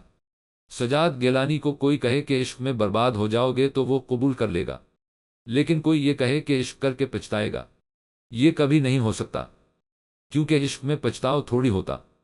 سجاد گیلانی نے خود کو شیشے میں ایک نظر پھر سے دیکھا اور اپنے کالر ٹھیک کرتے ہوئے اسے نظر انداز کر رہا تھا۔ عالیہ نے اسے افسوس سے دیکھا، جو شخص اپنے لیے بربادی مانگ رہا تھا۔ تمہارے ہاتھ میں وقت کے ضائع کے علاوہ کچھ نہیں آئے گا، عالیہ نے دل میں سوچا، اور تم میری باتیں مت سنا کرو۔ سجاد جانتا تھا اس نے انا اور سجاد کی باتیں سن لی تھی، اس لیے یہ سوال کر رہی تھی، تم خود کو برباد کر رہے ہو؟ مجھے برباد ہونا اچھا لگتا ہے، سجاد کہتے ساتھ باہر نکل گیا، جبکہ عالیہ محض افسوس کے سوا کچھ نہ کر سکی۔ سجاد گیلانی سیڑھیوں سے اتر ہی رہا تھا کہ سامنے سے اسے شناور شاہ آتے ہوئے دکھائی دیے۔ السلام علیکم تایا جی، سجاد نے سعادت مندی سے جواب دیا، جبکہ شناور شاہ کا تھپڑ وہ کبھی نہیں بھول سکتا تھا۔ وعلیکم السلام، میں تمہاری طرف ہی آ رہا تھا۔ وہ دونوں وہیں گول طرز کی بنی سیڑھیوں میں ہی ٹھہر گئے۔ جی کوئی کام تھا؟ مجھے بلا لیتے۔ ہاں کام ہی تھا، تم لاہور جا رہے ہو؟ انہوں نے جانچتی نظروں سے اسے دیکھا۔ جی، تو پھر اپنی پھوپھو کی طرف چکر لگاتے رہا کرو، تم جانتے ہو نا ہم کیا چاہتے ہیں؟ انہوں نے جیسے سجاد کو سمجھانا چاہا۔ جی جانتا ہوں، آپ پھوپھو کی زمین چاہتے ہیں۔ سجاد کے لہجہ طنز والا نہیں تھا، لیکن وہ نامحسوس سے انداز میں طنز کر چکا تھا۔ ٹھیک ہے تایا جان، میں چلتا ہوں، سجاد نے اجازت چاہی۔ ٹھیک ہے، وہ بھی واپس مڑ گئے تھے، غالبا ان کا کام ہو گیا تھا۔ دولت اور عشق کا لالچ انسان کو بربادی کے دہانے پر لا کر کھڑا کر دیتا ہے، سجاد گیلانی نے مسکراتے ہوئے دل میں سوچا تھا۔ السلام علیکم، فون اٹھاتے ساتھ ایرج نے سلام کیا۔ وعلیکم السلام، کیا حال ہے؟ میں ٹھیک ہوں، آپ کا کیا حال ہے؟ ایرج نے جواب طلب کیا۔ الحمدللہ، مختصر سا جواب آیا تھا۔ ایرج سمجھ گئی تھی وہ آج خوش نہیں ہے۔ آج شومیز گیلانی نے اپنی محبت کو ہمیشہ کے لیے کاغذات میں بھی طلاق دے دینی تھی۔ کسی عجیب تھی اس کی قسمت بھی، وہ ایسے شخص کی محبت میں گرفتار ہو چکی تھی جس کی محبت سے رہائی ممکن بھی نہیں تھی، اور وہ قید اسے اندر ہی اندر ختم بھی کر رہی تھی۔ ایرج ننگے قدموں سے فرش پر چلتے ہوئے کھڑکی کے پاس آئی۔ باہر کا لاہور کا موسم دیکھا ابر آلود تھا، لگتا تھا بارش خوب جم کر برسنے والی ہے۔ وہ چاہتی تھی بارش ہو جائے، وہ ایک بار ان بارش کی بوندوں میں آنسو بہا لے۔ وہ اس شخص کی تکلیف میں مبتلا تھی جو کسی اور کی تکلیف میں مبتلا تھا۔ دونوں طرف لمبی خاموشی تھی، پھر اس خاموشی کی ایرج نے اپنی آواز سے توڑا۔ شاہ میں بے سکون ہوں۔ جواب وہ جانتی تھی، جواب تہجت تھا۔ وہ اس کی ڈائری میں لکھی ہر بات پڑھ چکی تھی اور اسے سب یاد بھی تھا۔ آج وہ شومیز گیلانی کے منہ سے سننا چاہتی تھی، غریبوں کو دو جو ہو سکتا ہے، خدا کی قسم جو سکون کسی کے چہرے پر خوشی دیکھ کر ملتا ہے وہ سکون کہیں نہیں۔ جواب بالکل خلاف توقع تھا۔ شاہ میں بھلا کسی کو کیا دے سکتی ہوں؟ میرے پاس ہے ہی کیا جو کسی کو دوں؟ کیا دینے والی چیز صرف پیسے ہی ہوتے؟ شومیز کے سوال پر وہ حیران ہوئی۔ وقت سے قیمتی کچھ نہیں ہوتا شاہ، آپ نے مجھے تہجت کا نہیں کہا۔ ایرج نے بات بدلی، نہ جانے کیوں اسے شومیز کی باتیں عجیب لگے۔ کیونکہ میں جانتا ہوں کہ یہ جواب تم جانتی ہو، میں تمہیں وہ بتانا چاہتا تھا جو تم نہیں جانتی۔ ایرج کو خاصی خجالت محسوس ہوئی، مطلب وہ جان گیا تھا کہ وہ اس کی ڈائری پڑھتی ہے۔ خود کو جھکا دینے سے بڑی کوئی عاجزی نہیں، خود کو جھکا لینے میں بہت سکون ہے۔ شاہ آپ اتنے عاجز کیسے ہیں؟ اذیت انسان کو عاجز بنا دیتی ہے، شومیز نے فورا جواب دیا۔ اذیت کیسے عاجز بناتی ہے؟ وہ آسمان پر چھا جانے والے بادلوں کو غور سے دیکھ رہی تھی۔ اذیت انسان کو خدا کے سامنے جھکنے پر مجبور کر دیتی ہے، اور جب خدا کے سامنے جھکا جاتا ہے تو سمجھ آتی انسان کے اختیار میں کچھ نہیں، وہ تو غلام ہے اپنے رحمن کا۔ پھر خماری کیسی لفظ جب ایرج کے ذہن میں آیا تھا، جب مطلب زندگی میں ہر انسان کو کبھی نہ کبھی تو خدا کے حضور لازمی جھکنا ہے، کچھ دیر سے جھکتے تو کچھ جلد جھک جاتے ہیں۔ شاہ اذیت کی آخری حد کیا ہے؟ دل میں کسی کو رکھتے ہوئے بھی اسے بھولنے کی کوشش اذیت کی آخری حد ہے۔ ایرج پھیکا سا مسکرائی، ان دونوں میں کتنی باتیں مشترکہ تھیں، دونوں ہی بھولنے کی کوشش کر رہے تھے، ایرج اس کو اور وہ کسی اور کو۔ اپنا کام یاد ہے نا؟ شومیز نے باتوں کا رخ کام کی طرف موڑا۔ جی بہت اچھے سے، اس نے کھوئے ہوئے انداز میں کہا۔ اسے یاد تھا، وہ بس شومیز کی زندگی میں تب تک ہے جب تک اس کا کام نہیں ہو جاتا، اس کے بعد دونوں کے راستے الگ تھے۔ ایرج بچے آپ تیار ہیں؟ حسین شہزاد نے ایرج کے کمرے میں داخل ہوتے پوچھا۔ دروازہ کھلا تھا، اس لیے وہ سیدھا اندر ہی آ گئے۔ ایرج سیاہ چادر سے خود کو لپیٹے ہوئے، ایک ہاتھ میں سفید پرس پکڑے ہوئے، پاؤں میں سادہ چپل پہنے ہوئے بالکل تیار تھی، لیکن حسین شہزاد کی نظروں نے اسے عجیب دیکھا۔ بچے آپ جانتی ہیں نہ آپ کس کام کے لیے جا رہی ہیں، پھر ایسے کپڑے کوئی آفیشل ڈریسنگ کر لے۔ ان کا اشارہ اس کی سیاہ چادر، سفید شلوار قمیض جس پر شیشے لگے تھے اور پاؤں میں سادہ چپل پر تھی۔ ایرج نے ایک نظر خود کو دیکھا۔ کیا ہوا ہے؟ اس نے ناسمجھی سے انہیں دیکھا۔ نہیں، میرا مطلب، آپ ٹھیک لگ رہی ہیں، لیکن جہاں ہم جا رہے ہیں وہاں بہت بڑے بڑے لوگ آئے ہوں گے۔ ان بڑوں کا اصل بھی مٹی ہے اور میرا بھی۔ میں اپنا اصل بھول نہیں سکتی، میں گاؤں کی لڑکی ہوں۔ آج ہائی کلاس لوگوں میں جا کر اپنی اوقات بھول جاؤں اور نامناسب کپڑے نہیں پہن سکتی۔ جی ٹھیک ہے۔ انہوں نے شانے اچکائے اور واپس مڑ گئے۔ ایرج بھی ان کے ساتھ گھبراتے ہوئے قدم رکھنے لگی۔ سیاہ چادر، پاؤں میں سفید چپل، ہاتھ میں سفید پرس، سفید سوٹ۔ کون تھی جو اتنے سادے سے لباس میں اتنے بڑے لوگوں کی محفل میں کھڑی تھی؟ سجاد گیلانی نے اس لان میں قدم رکھا جہاں رات کے اندھیرے میں بتیوں اور قمقموں کی روشنیاں اس پارٹی کی زینت میں اضافہ کر رہی تھی۔ اس محفل میں بہت سے لوگ موجود تھے، لیکن سب کی نظروں کا مرکز وہ نئی لڑکی تھی جو وہاں موجود تھی، جو حسین شہزاد کے ساتھ کھڑی کسی اور سے مل رہی تھی۔ سجاد گیلانی کی طرف اس کی کمر تھی۔ مہمانوں کی ریفریشمنٹ کے لیے موسیقی کا انتظام کیا گیا تھا، جو مدھم مدھم گا رہے تھے۔ نصرت صاحب کے گانے کو کوئی اپنی سریلی آواز میں گا رہا تھا۔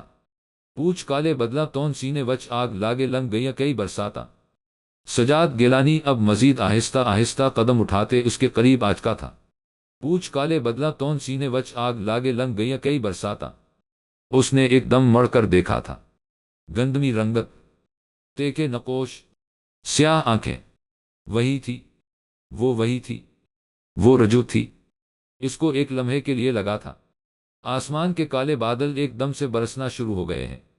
ٹور گئے اور سجنا نیندرا کھو کے جاگ کی کڑیاں راتا آوی جا نہ ستا، واسطہ پیار دائے روتا سونیا مر نہیں آنیا۔ ایرج کی آنکھیں اس سے دوچار ہوئی۔ ایرج نے ایک دم اسے نظر انداز کرتے ہوئے دوسری طرف دیکھا۔ ایرج کو سجاد شاہ کی نظریں پریشان کر گئی۔ شومیز نے کہا تھا وہ پارٹی پر اس کے ساتھ ہوگا، لیکن وہ اب تک کیوں نہیں آیا تھا؟ کیا وجہ تھی؟ اس کا شومیز سے صبح کے بعد رابطہ بھی تو نہیں ہوا تھا، اور وہ اتنی جلدی آ بھی نہیں سکتا تھا۔ اس نے آج ہی انا کو طلاق دینی تھی اور وہ صبح ہی آ سکتا تھا، لیکن شومیز نے اس سے وعدہ کیا تھا وہ آ جائے گا، لیکن وہ نہیں آ سکا تھا۔ مجبوری وہ جانتی تھی، طلاق تو اس نے کل ہی دے دینی تھی، پھر دیر کیوں کی وہ نہیں جانتی تھی۔ دل تینوں دے بیٹھی خابرے اسے لیے کرنا ہے بے پرواہ۔ ایرج کا دل چاہا وقت خود کو دہرائے اور شومیز گیلانی اسے دروازے سے آتا ہوا دکھائی دے، لیکن اس دفعہ وہ نہیں آیا تھا۔ اسے یہاں لوگوں میں بہت عجیب محسوس ہو رہا تھا، اور سجاد شاہ اسے ایسے کیوں دیکھ رہا تھا؟ کیا وجہ تھی؟ سجاد قدم قدم اٹھا کر اس کے قریب آ رہا تھا۔ ایرج ایک کونے میں کھڑی تھی۔ حسین شہزاد اس کے پاس اب نہیں تھا، وہ اکیلی تھی۔ ایرج کا دل چاہا سب چھوڑ کر وہاں سے چل دے، لیکن وہ ایسا نہیں کر سکتی تھی۔ تم آ گئی واپس، ایرج نے اسے کہتے سنا۔ وہ اس کے نزدیک آ چکا تھا۔ ایرج نے اسے ماتھے پر تیوری لاتے ہوئے دیکھا۔ وہ اسے سجاد گیلانی محسوس نہیں ہوا تھا۔ آنکھوں میں سرخ رنگ لیے وہ اسے تکے گیا۔ اسے رہ رہ کر شومیز گیلانی پر غصہ آ رہا تھا۔ شاہ نے اسے کیوں نہیں بتایا کہ یہ بھی یہاں ہوگا؟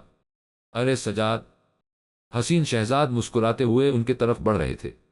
ایرج نے شکر کا کلمہ پڑھا، لیکن سجاد گیلانی اسے اب بھی گھور رہا تھا۔ جانتے ہو یہ کون ہے؟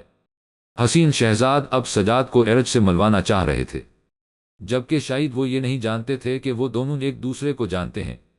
یہ اس سے پہلے کہ سجاد کچھ بولتا حسین شہزاد خود ہی بول پڑے۔ یہ سید کارپوریشن کی سی ای او ہیں، مسٹر شومیز گیلانی کی وائف تمہاری بھابھی۔ سجاد کو اپنی سماعتوں پر یقین نہ آیا۔ وہ جانتا تھا شومیز نے اس سے نکاح کیا ہوگا، لیکن سی ای او، یہ سب کیا تھا؟ ایرج ایک دم سیدھی ہوئی۔ اس نے اپنی ساری ہمت جمع کرتے ہوئے اپنا تعارف خود کروانا چاہا۔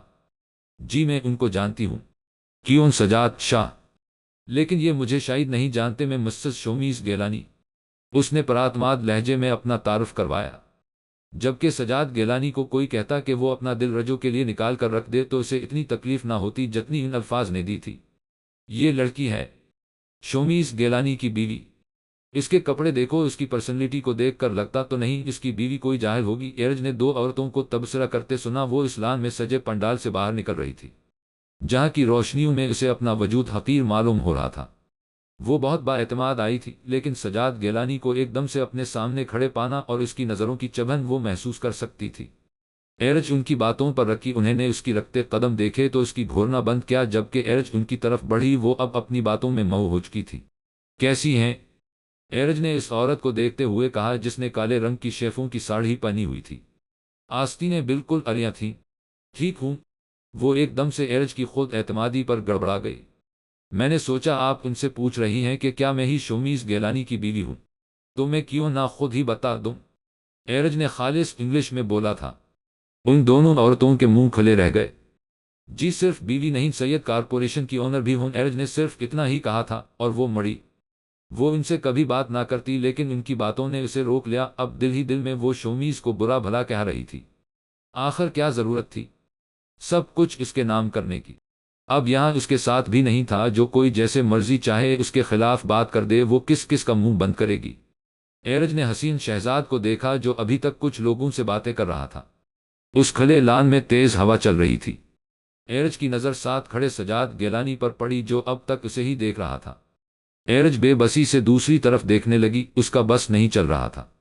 سجاد گیلانی کی آنکھیں نکال لے جس طرح وہ اسے دیکھ رہا تھا۔ شرم بھی نہیں ہے اس شاہ کو؟ مانا کہ اس کو نہیں پتا تھا کہ میں شومیز کی بیوی ہوں، پر اب تو پتا چل گیا نا، پھر بھی عجیب عجیب نظروں سے دیکھ رہا۔ ایرج کو اب کوفت ہو رہی تھی۔ ایرج ابھی ایک طرف ہی کھڑی تھی کہ اس کے پاس ایک نوجوان آ کر کھڑا ہوا۔ ہائے! ایرج کے سامنے اس نے ہاتھ کیا 35 سالہ وہ نوجوان ایک ہاتھ پینٹ کی جیب میں ڈالے، دوسرا ایرج کے آگے کیے کھڑا تھا۔ جی؟ ایرج نے ہاتھ ملائے بغیر پوچھا، لہجہ اس نے پھر سے پر اعتماد کر لیا تھا۔ اس نے اپنا ہاتھ خاصی شرمندگی سے پیچھے کیا جبکہ ڈھیٹ بن کر وہیں کھڑا رہا۔ شومیز گیلانی کی بیوی ہو؟ جی کوئی شک؟ ایرج نے دو ٹوک لہجے میں جواب کے بدلے میں سوال کیا۔ نہیں کوئی شک نہیں، اس نے خباثت سے چہرے پر مسکراہٹ لاتے ہوئے کہا۔ ایرج خود ہی اس کے سامنے سے ہٹ گئی۔ سر جھٹکتے ہوئے اس نے واپس مڑ کر اس شخص کو دیکھا جو ابھی تک اسے معنی خیز مسکراہٹ کے ساتھ دیکھ رہا تھا۔ ایرج حسین شہزاد کے پاس گئی، سجاد بھی ادھر ہی تھا۔ اس نے محسوس کیا تھا کہ وہ بھی اسے ہی دیکھ رہا تھا، لیکن اس نے نظر انداز کرنا مناسب سمجھا۔ میں گھر جانا چاہتی ہوں، آپ مجھے بھیجوا دیں، ایرج نے حسین شہزاد سے کہا۔ ابھی چلتے ہیں، چلو آؤ تمہیں مسٹر عباس سے ملواتا ہوں، پاکستان کے جانے مانے بزنس مین ہیں۔ ایرج اب انہیں کچھ نہ کہہ سکی، البتہ اس نے سجاد کو وہاں سے جاتے ہوئے ضرور دیکھا تھا۔ سجاد سیدھا اسی نوجوان کے پاس گیا تھا جو ایرج کے پاس آیا تھا۔ وہ چند مزید لوگوں کے ساتھ باتیں کرنے میں مشغول تھا۔ ایکسکیوز می، سجاد نے دوسروں کو کہا جو اس سے باتیں کر رہے تھے۔ ہاتھ میں جوس کے گلاس تھے۔ وہ دونوں ہی مسکراتے ہوئے ایک طرف ہو گئے تھے۔ وہ سجاد گیلانی بزنس کی دنیا میں قدم رکھنے والا نیا کھلاڑی، اس نے محظوظ سے انداز میں کہا۔ سجاد کے ماتھے پر پل پڑے۔ اس سے دور رہو۔ سجاد کی آنکھوں میں خون اترا ہوا تھا۔ اس نے ایک ایک لفظ دانت پیستے ہوئے ادا کیا۔ کس نے؟ اس کے چہرے پر ابھی بھی مسکراہٹ تھی۔ وہ شومیز گیلانی کی بیوی سے؟ اس شخص نے دوبارہ دور کھڑی ایرج کی طرف دیکھتے ہوئے کہا۔ میری طرف دیکھ کر بات کرو، سجاد نے غصے پر ضبط رکھتے ہوئے کہا۔ ویسے جہاں تک مجھے انفارمیشن ملی ہے، یہ شومیز گیلانی کی بیوی ہے۔ میرے اسے دیکھنے سے تمہیں کیوں تکلیف ہو رہی ہے؟ اس نے معنی خیز نگاہوں سے سجاد گیلانی کو دیکھا۔ اپنی بکواس اپنے پاس رکھو۔ اور تمہارا کردار کیسا ہے؟ یہ کسی سے ڈھکا چھپا نہیں ہے، تو اسے دیکھنے کی بھی جرت کی تو آنکھیں نکال کر ہاتھ میں دے دوں گا، یاد رکھنا۔ سجاد اسے تنبیہ کرتے ہوئے کہہ رہا تھا، جس کے چہرے کی مسکراہٹ اور بھی گہری ہوتی جا رہی تھی۔ تمہیں کیا لگتا ہے ایک بزنس مین اپنی بیوی کو بزنس میں کیوں لاتا ہے؟ تاکہ وہ مزید کامیابی حاصل کر سکے، سمجھ تو تم گئے ہوگے۔ اس سے پہلے کہ سجاد کچھ اور کہتا وہ وہاں سے مسکراتے ہوئے چل دیا۔ سجاد نے ایک نظر دور کھڑی ایرج پر ڈالی جس کا کسی سے تعارف کروایا جا رہا تھا۔ کل کی خبر اخباروں کی زینت بن چکی تھی۔ ہر جگہ چھپ چکا تھا کہ سید شومیز گیلانی نے اپنی بیوی کے نام سب کچھ کر دیا ہے۔ بزنس کی دنیا میں یہ کوئی چھوٹی خبر نہیں تھی۔ ایرج کو کالز پر کالز موصول ہو رہی تھی۔ یہ شومیز کا ہی نمبر تھا۔ کوئی ایرج کی آواز سن کر اسے مبارک دے رہا تھا اور کوئی حیرت ظاہر کر رہا تھا۔ ایک چیز تھی جو اسے مسلسل پریشان کر رہی تھی اور وہ تھی کہ شومیز نے اب تک اس سے رابطہ نہیں کیا تھا، لیکن کیوں؟ ایرج بہت اداس سا محسوس کر رہی تھی۔ کل سے شومیز سے بات نہیں ہوئی تھی۔ ایرج کا دروازہ کسی نے کھٹکھٹایا تھا۔ آ جاؤ۔ اس نے اجازت دی تو شاہینہ کی ملازمہ دروازے پر کھڑی تھی۔ آپ کو بیگم صاحبہ بلا رہی ہیں، ناشتہ کر لیں۔ ایرج نے سر ہلا دیا۔ آپ کی شاہ سے بات ہوئی؟ اس نے حسین شہزاد کو دیکھا۔ شاہینہ نے بھی جواب طلب نظروں سے اسے دیکھا جس نے نفئی میں سر ہلایا اور املیٹ کانٹے کی مدد سے منہ میں ڈالا۔ کل سجاد بھی تھا پارٹی میں؟ شاہینہ نے سوال کیا۔ شاہینہ کا انداز ایرج کو مشکوک کر رہا تھا۔ جی تھے سجاد شاہ، اس نے حامی بھری۔ اس نے تمہیں کچھ کہا نہیں؟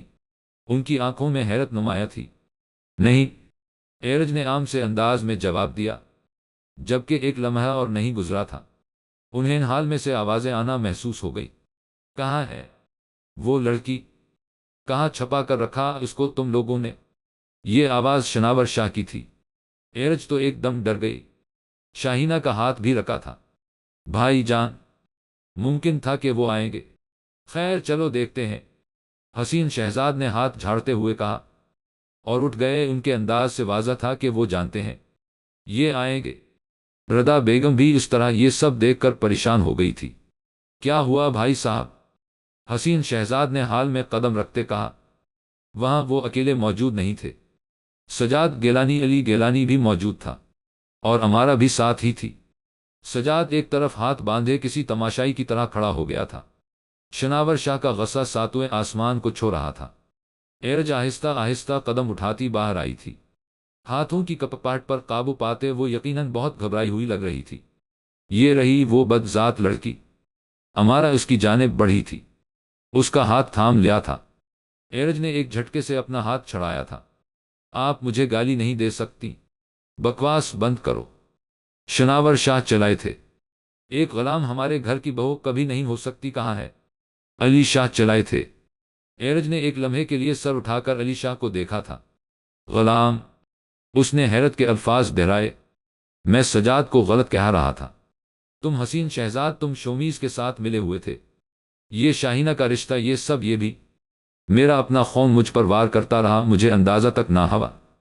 ایرج کی دنیا تو غلام لفظ میں ہی قید ہو گئی۔ وہ غلام کیسی غلام؟ کس کی غلام؟ میں کسی کی غلام نہیں ہوں، میں شومیز گیلانی کی بیوی ہوں، اس نے خود کو کہتے پایا تھا۔ اس آواز ان سب سے بھی اونچی تھی، لیکن وہ اپنی آواز سن نہیں پا رہی تھی۔ تم سجاد کی غلام ہو، سنا تم نے؟ ایرج کو امارہ نے کہا تھا۔ جھوٹ بول رہی آپ، میں کسی کی غلام نہیں ہوں، میں صرف شومیز گیلانی کی بیوی ہوں۔ سنا آپ نے؟ اس نے اونچی آواز میں کہا تھا۔ اتنی دیر میں حسین شہزاد کا موبائل بجنے لگا۔ انہوں نے موبائل اٹھا لیا تھا۔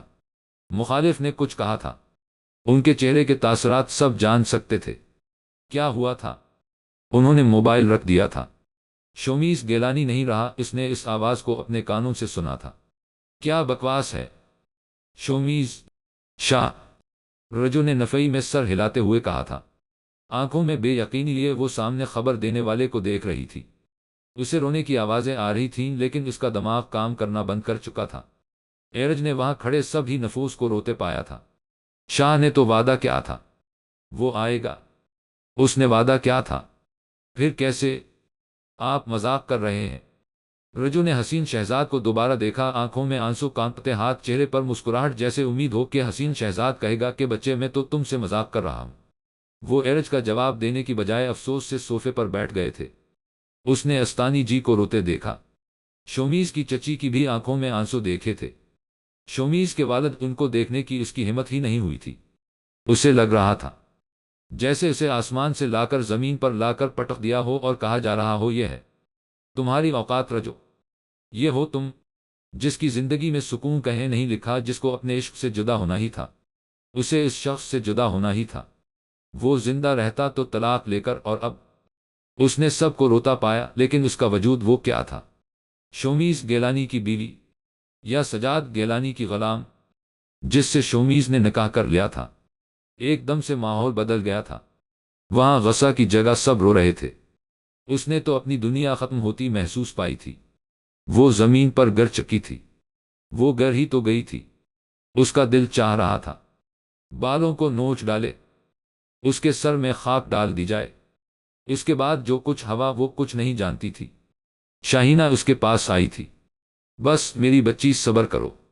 وہ خود رو رہی تھی، لیکن اسے تسلی دے رہی تھی۔ اس نے سب کو ادھر سے ادھر جاتے محسوس کیا تھا۔ اس کو ہمارا حویلی لے جا رہی تھی۔ اب اس کو کہیں بھی لے جاتے اسے کوئی فرق نہیں پڑتا تھا۔ سامنے سفید شرٹ اور سفید جینز کی جیبوں میں ہاتھ ڈالے کھڑا وہ اسے بغور دیکھ رہا تھا۔ رب کا خوف کرے شاہ صاحب، مجھے ایسے نہ گھورن، میں نے کچھ کہا ہی نہیں۔ وہ سفید رنگت سیاہ کالی آنکھوں والا 25 سالہ نوجوان اب اسے ناسمجھی سے دیکھ رہا تھا۔ دیکھا نا خوبصورت ہونٹ، سیاہ بال جو کہ سٹائلش سے کٹ ہوئے تھے، قد تقریباً 6 فٹ، چہرے پر ہلکی ہلکی داڑھی، ناسمجھی جے تاثرات لیے اسے دیکھ رہا تھا۔ یوں سے تم کیا کہہ رہی ہو؟ اس نے انگلش میں سوال کیا۔ رب تیرا لاکھ لاکھ شکر ہے شاہ، نو اردو نہیں آتی، نہیں تو رجو آج تیرا قتل ابا نہیں کرنا تھا۔ وہ اس کے سامنے کھڑے کھڑے ہی اللہ کا شکر ادا کرنے لگی، ہاتھ میں صفائی والا کپڑا پکڑا ہوا تھا۔ اب وہ بس وہاں سے بھاگنا چاہتی تھی۔ اچھا شاہ صاحب میں جاتی ہوں، آپ اپنے کمرے میں انجوائے کریں۔ وہ تیز تیز بولتی وہاں سے نکل آئی۔ رجو آج تو تیرے بال بال بچے بچ گئے ہیں، اس نے کمرے میں دوبارہ جھانکتے ہوئے ہنستے ہوئے کہا۔ اب وہ اپنی الماری کھول چکا تھا۔ ایرج اس کے کمرے میں کھڑی تھی، وہ وہیں الماری کے پاس کھڑا تھا۔ شومیز کا سوئم کا ختم ہو چکا تھا۔ وہ نہیں جانتی تھی اس کو کس نے کیا کیا کہا تھا۔ اس نے کسی کی کوئی بات شاید سنی ہی نہیں تھی، یا سن کر بھی اسے کوئی فرق نہیں پڑتا تھا۔ ایک دفعہ واپس آ جاؤ، مجھے ایک دفعہ بتا جاؤ اتنے اچھے کیوں تھے؟ کیوں میری خاطر اپنے خاندان والوں سے دشمنی مول لی تھی؟ ایرج ایک دم سے بلک بلک رونے لگی تھی۔ اس نے اس کمرے میں شومیز کی خوشبو محسوس کی تھی، یہی اس نے پہلی دفعہ اسے دیکھا تھا۔ کیوں آئے تھے میری زندگی میں؟ وہ اسی چھوٹے بچے کی تصویر کے پاس آ چکی تھی۔ مجھے چوڑیاں بھی تو لا کر دینی تھی۔ آ جاؤ نا واپس، ایک بات پھر سے مجھے چوڑیاں بھیج دو۔ میں واپس نہیں کرتی، وعدہ کرتی ہوں۔ اب گھڑا ٹوٹنے پر لڑتی بھی نہیں۔ ایڈنبرا کا گھر ہم دونوں کا انتظار کر رہا ہے، آ جاؤ نا۔ وہ کسی بچے کی طرح اس بچے کی تصویر سے زد لگا رہی تھی۔ آپ آئیں گے نہ تو ہم وہ محل بھی تو دیکھنا، ابھی ہم وہاں بھی تو نہیں گئے تھے۔ اس نے خود کو زمین پر گرا لیا تھا۔ وہ فرش پر بیٹھ گئی تھی۔ میں اس حویلی کی غلام تھی، آپ نے مجھے اپنی زندگی میں بیوی کی جگہ دی، اور اب پھر سے مجھے چھوڑ گئے ہیں۔ وہ روتے روتے سائڈ ٹیبل کے ساتھ لگ چکی تھی۔ 3 دن سے اس نے کسی سے بات نہیں کی تھی۔ اس حویلی کی دیواریں اسے کاٹ کھانے کو دوڑ رہی تھی۔ اس کی سیاہ آنکھیں، سفید رنگت۔ ایرج بے ہوش ہو چکی تھی۔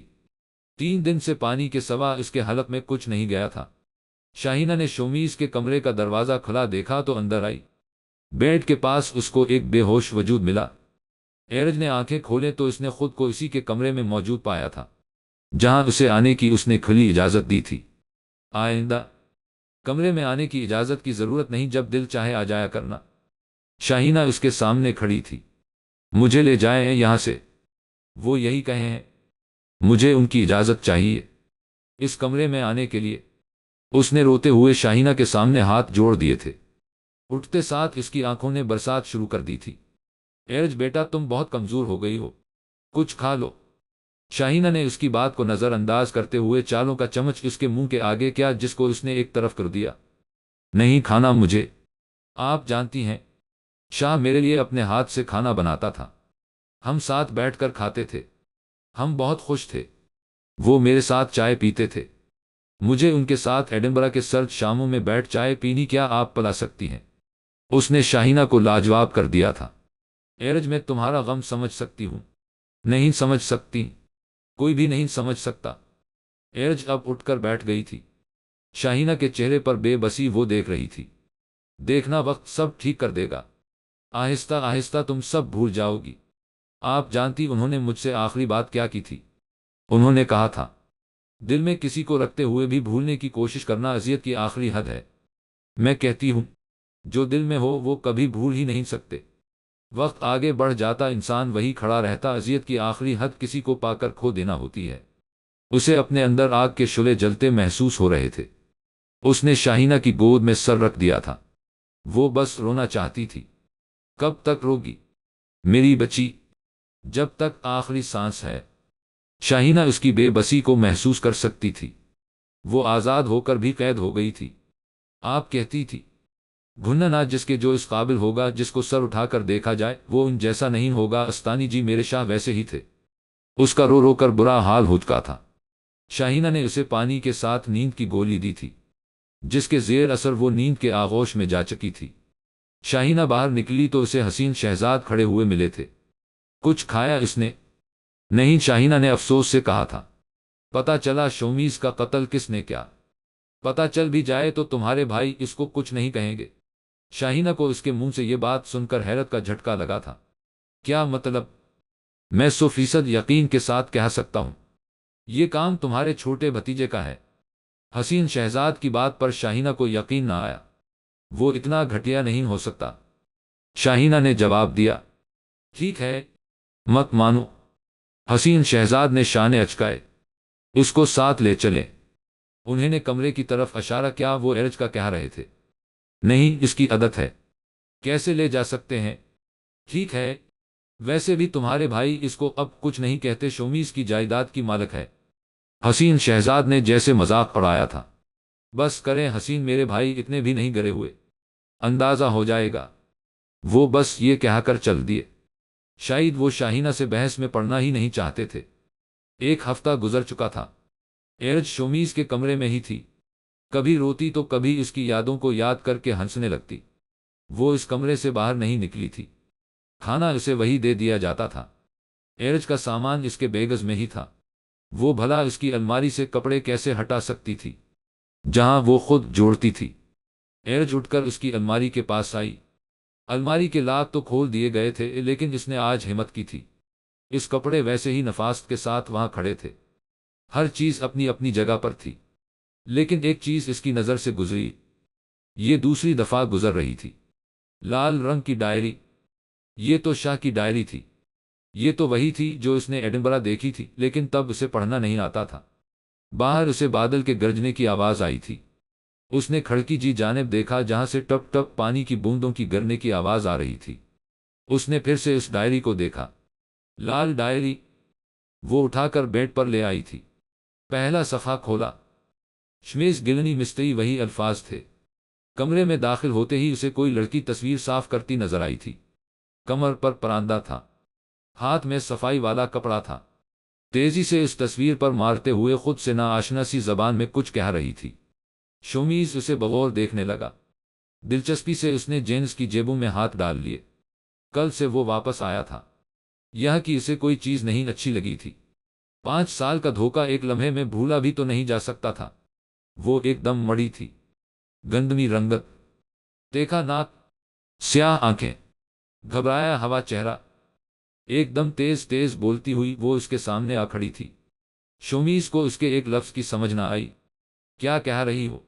شومیز نے اس سے انگریزی میں پوچھا۔ وہ بھی کتنا پاگل تھا، اسے جس کی سمجھ نہیں آ رہی تھی، اس کی سمجھ اسے کیسے آتی؟ وہ لڑکی خدا کا شکر ادا کرتے ہوئے باہر جا رہی تھی۔ اس نے اس کے ہاتھوں کی اشارے دیکھے تھے۔ شومیز سر جھٹک کر اپنی الماری کی جانب چل دیا تھا۔ اسے سجاد کے ساتھ جانا تھا۔ بابا جان نے کہا تھا کہ کھیت دیکھ آئے سجاد اسے سب سمجھا دے گا، اس لیے وہ نہا کر کپڑے بدلنے آیا تھا۔ وہ جو کل سے سنجیدہ تھا اور حویلی میں تقریباً اسے سارے ہی سنجیدہ لگے تھے، پر یہ لڑکی، خود سے باتیں کرنے والی لڑکی، کتنی خوبصورت تھی۔ اور آج وہ اپنے اتنے غم بھلا کر اس کے انداز پر خود سے مسکرایا تھا۔ اتنے دن سے وہ مسکرانے والی عادت تو بھول ہی چکا تھا۔ نہانے کے بعد جب وہ سجاد کے ساتھ کھیتوں میں گیا تو اس لڑکی کو بالکل بھول چکا تھا۔ اس کے ذہن سے ہی نکل گیا تھا کہ کوئی اسے ایسی ملی تھی، لیکن ایک بار پھر اس نے شومیز کی توجہ مرکز اپنی جانب کر لیا تھا۔ وہ دیوار پر چڑھ رہی تھی۔ کوئی ایسے کیسے دیوار پر چڑھ سکتا ہے؟ شومیز اب تو واقعی حیران رہ گیا تھا۔ اس نے سجاد سے اس لڑکی کے بارے میں پوچھا۔ اس نے اسے اس کا نام نہیں بتایا، بس یہی بتایا کہ وہ عجیب ہے۔ وہی کالا لباس، گندمی رنگت، گھبرایا ہوا چہرہ، بڑی بڑی آنکھوں میں سرما، کالا پراندہ۔ شومیز جب سے سونے کے لیے لیٹا تھا، اس کے ذہن میں وہی چہرہ گردش کر رہا۔ نہ جانے کیا بول رہی تھی خود سے، لیکن جو بھی کہہ رہی تھی بہت پیاری لگ رہی تھی۔ اس نے دل میں سوچا، اس کا نام کیا ہوگا؟ لیکن اس کو تو انگلش آتی ہی نہیں، اس سے کیسے پوچھوں گا؟ شومیز کو نیند نہیں آ رہی تھی، اس لیے بس وہ اسی لڑکی کو سوچوں میں گم تھا۔ صبح ڈیری فارم پر جا کر پتہ کروں گا، اس نے دل میں سوچا۔ لیکن اگر وہاں بھی کسی کو میری سمجھ نہ آئی تو؟ لیکن پتہ ضرور کروں گا۔ شومیز ساری رات اسی گندمی رنگت والی کی سیاہ آنکھوں میں کھویا رہا تھا، وہ جو اتنے دن سے سو نہیں سکا تھا۔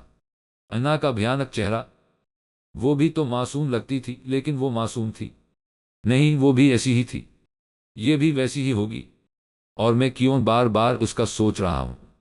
اس نے اپنی سوچوں کو ختم کرنا چاہا، منہ پر تکیہ رکھ لیا کہ نیند آ جائے، لیکن بار بار وہ آنکھوں کے سامنے آ رہی تھی۔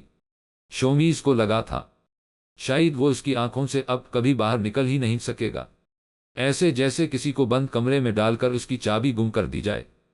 لیکن ایک بار پھر سے وہ کسی کی آنکھوں میں قید نہیں ہونا چاہتا تھا، ایک بار پھر سے وہ دھوکہ نہیں کھانا چاہتا تھا۔ انہی سوچوں میں کب صبح ہوئی، اسے معلوم ہی نہ ہوا کتنے دنوں سے وہ انا کی بے وفائی کو یاد کرتے کرتے سو ہی نہیں پاتا تھا، اور آج وہ اس لڑکی کا سوچتے سوچتے سو نہیں پایا تھا۔ اٹھا اور جوکن پر جانے لگا۔ وہ یہ سوچ کر نکلا تھا کہ اس لڑکی کا اس نے پتہ نہیں کرنا، لیکن قدم اور قسمت اسے ڈیری فارم کی جانب ہی لے کر جا رہے تھے۔ وہ نہ چاہتے ہوئے بھی قسمت کے اشارے پر ناچتا ہوا وہاں پہنچ گیا تھا۔ وہاں اسے چند لوگ کھڑے ہوئے ملے تھے۔ ارے دیکھو دیکھو، شومیز شاہ کھوپا آئے ہیں، صاف کرسی لاؤ۔ 3-4 نوکر کرسی لینے کے لیے بھاگے تھے۔ شومیز گاڑی پر نہیں آیا تھا جیسا کہ دوسرے پیر آتے تھے، وہ پیدل آیا تھا۔ شاید وہ جوکن کرتا کرتا صبح صبح وہاں تک آ گیا تھا۔ 2 نوکر وہاں بھینس کا دودھ دوانے میں مصروف تھے۔ شاہ صاحب یہاں آ کر بیٹھے۔ ایک نوکر صاف کرسی لے کر آیا تھا۔ شومیز کا سانس ابھی تک پھولا ہوا تھا، اس نے ٹرک سوٹ پہنا ہوا تھا۔ یکنا وہ جوکن کرتا ہوا ادھر آیا تھا۔ نہیں، اس کی کوئی ضرورت نہیں، اس نے انگلش میں کہا ہے۔ سب نے بے ساختہ نہ سمجھی سے اسے دیکھا تو اسے یاد آیا یہاں اس کی سمجھ کسی کو نہیں آنے والی۔ پھر اس نے نفئی میں سر ہلا دیا۔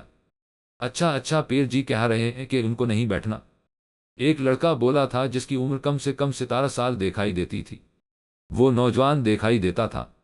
جب وہاں سے کرسی ہٹا کی گئی تو شومیز کو تھوڑا سکون ملا کہ کوئی تو اس کو وہاں سمجھ سکتا تھا۔ شاہ صاحب کیا چاہیے آپ کو؟ ان میں سے ایک نے پوچھا، جس کی شومیز کو بالکل سمجھ نہ آئی، لیکن وہ جس مقصد کے لیے آیا تھا اسے بس وہی پورا کرنا تھا۔ اس کو اس لڑکی کا نام جاننا تھا، اس کو اس کے والد کا نام یاد تھا، کل اس کو سجاد نے بتایا تھا۔ رشید صاحب کی بیٹی کا نام کیا ہے؟ جس روانی میں شومیز بول رہا تھا ان میں سے کسی کو بھی سمجھ نہ آئی، اور وہ سب اسے بس گھورتے گئے جسے وہ کوئی روداد یا کوئی ڈرانی کہانی سنا رہا ہو۔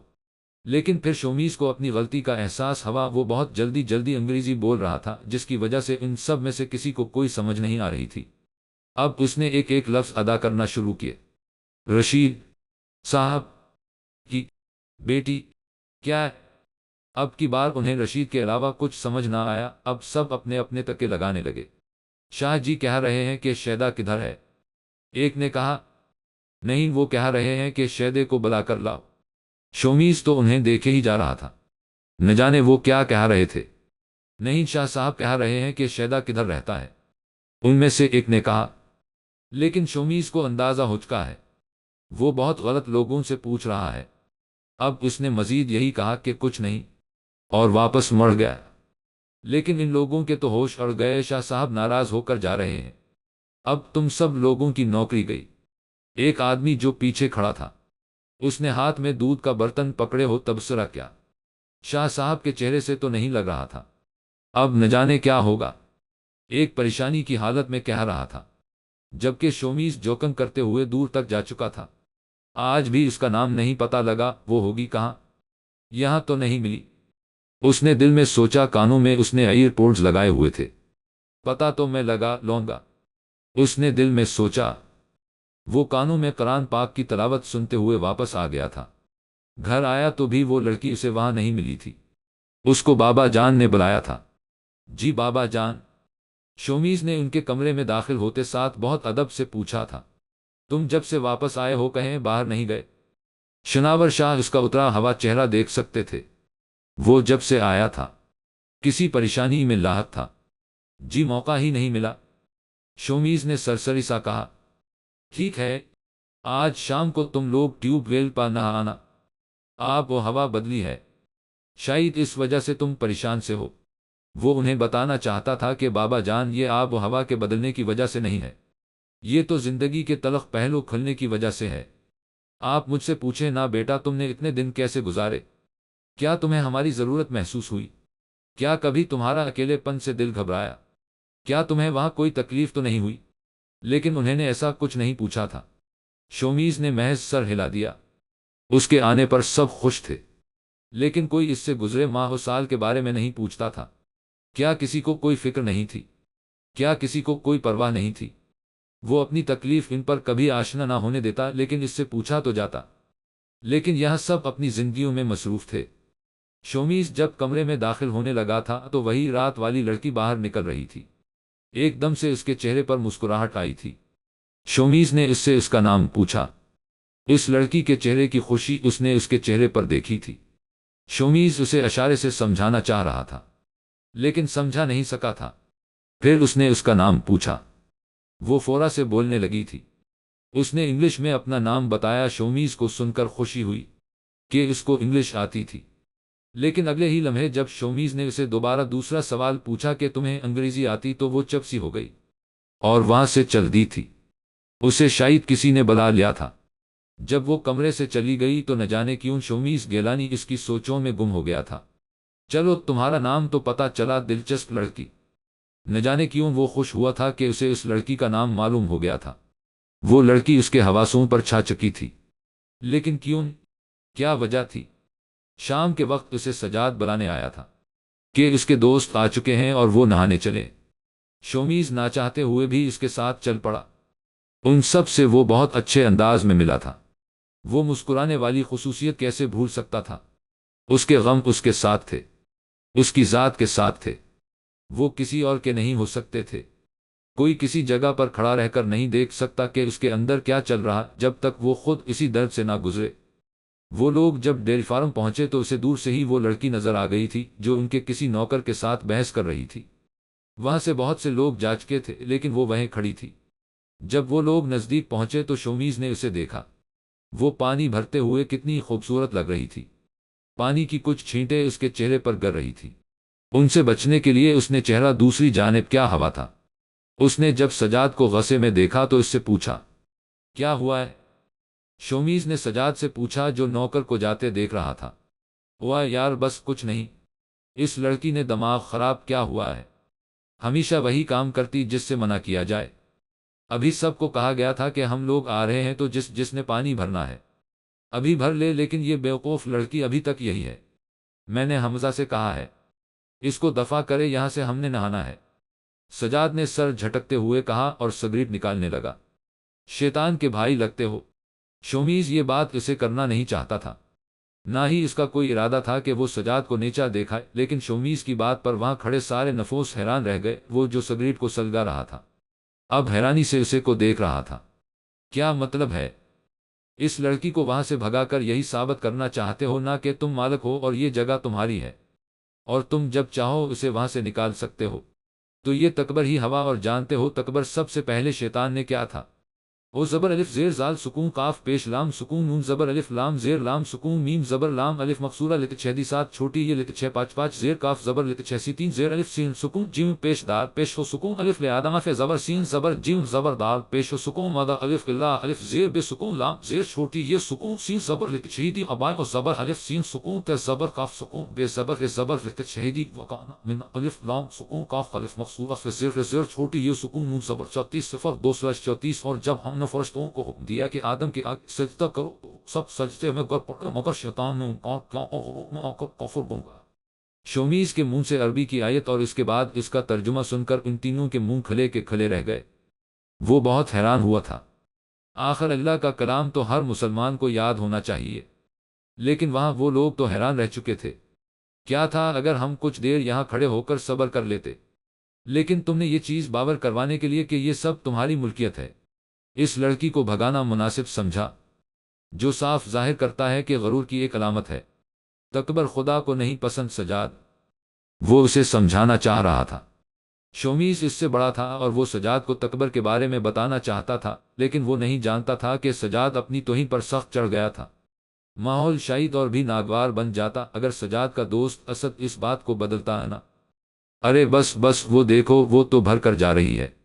اب تم دونوں بس کرو، ہم نہانے آئے ہیں، ایک دوسرے کو لیکچر نہیں دینے آئے۔ اس کا انداز مزاحیہ تھا جس کی وجہ سے سب کا خوشگوار ہو گیا، جبکہ شومیز نے پیچھے مڑ کر جاتی رجو کو دیکھا جس نے سر پر گھڑا رکھا ہوا تھا۔ اس نے گردن ترچھی کر کے اس کو دیکھا تھا، لیکن جیسے ہی اس کی نظر اس سے مل کر دو چار ہوئی، اس کا توازن بگڑا اور گھڑا نیچے گرا اور گرتے ہی چور چور ہو گیا۔ وہ جو اسے دیکھ کر مسکرا رہا تھا، اب کبھی اس کو دیکھ رہا تھا تو کبھی اس کے گھڑے کو۔ شومیز بھاگ کر اس کے پاس آیا، باقی سب حیرانی سے اسے دیکھ رہے تھے۔ شومیز جب اس کے پاس پہنچا تو وہ کچھ بولے جا رہی تھی، وہی اس دلچسپ لڑکی کی خود سے باتیں کرنے کی عادت، لیکن اب وہ اس کی ساری باتیں ریکارڈ کرنے والا تھا۔ اس نے موبائل کا ریکارڈنگ موڈ آن کر دیا تھا اور بغور اس کے چہرے کے تاثرات کو دیکھ کر لطف اندوز ہو رہا تھا۔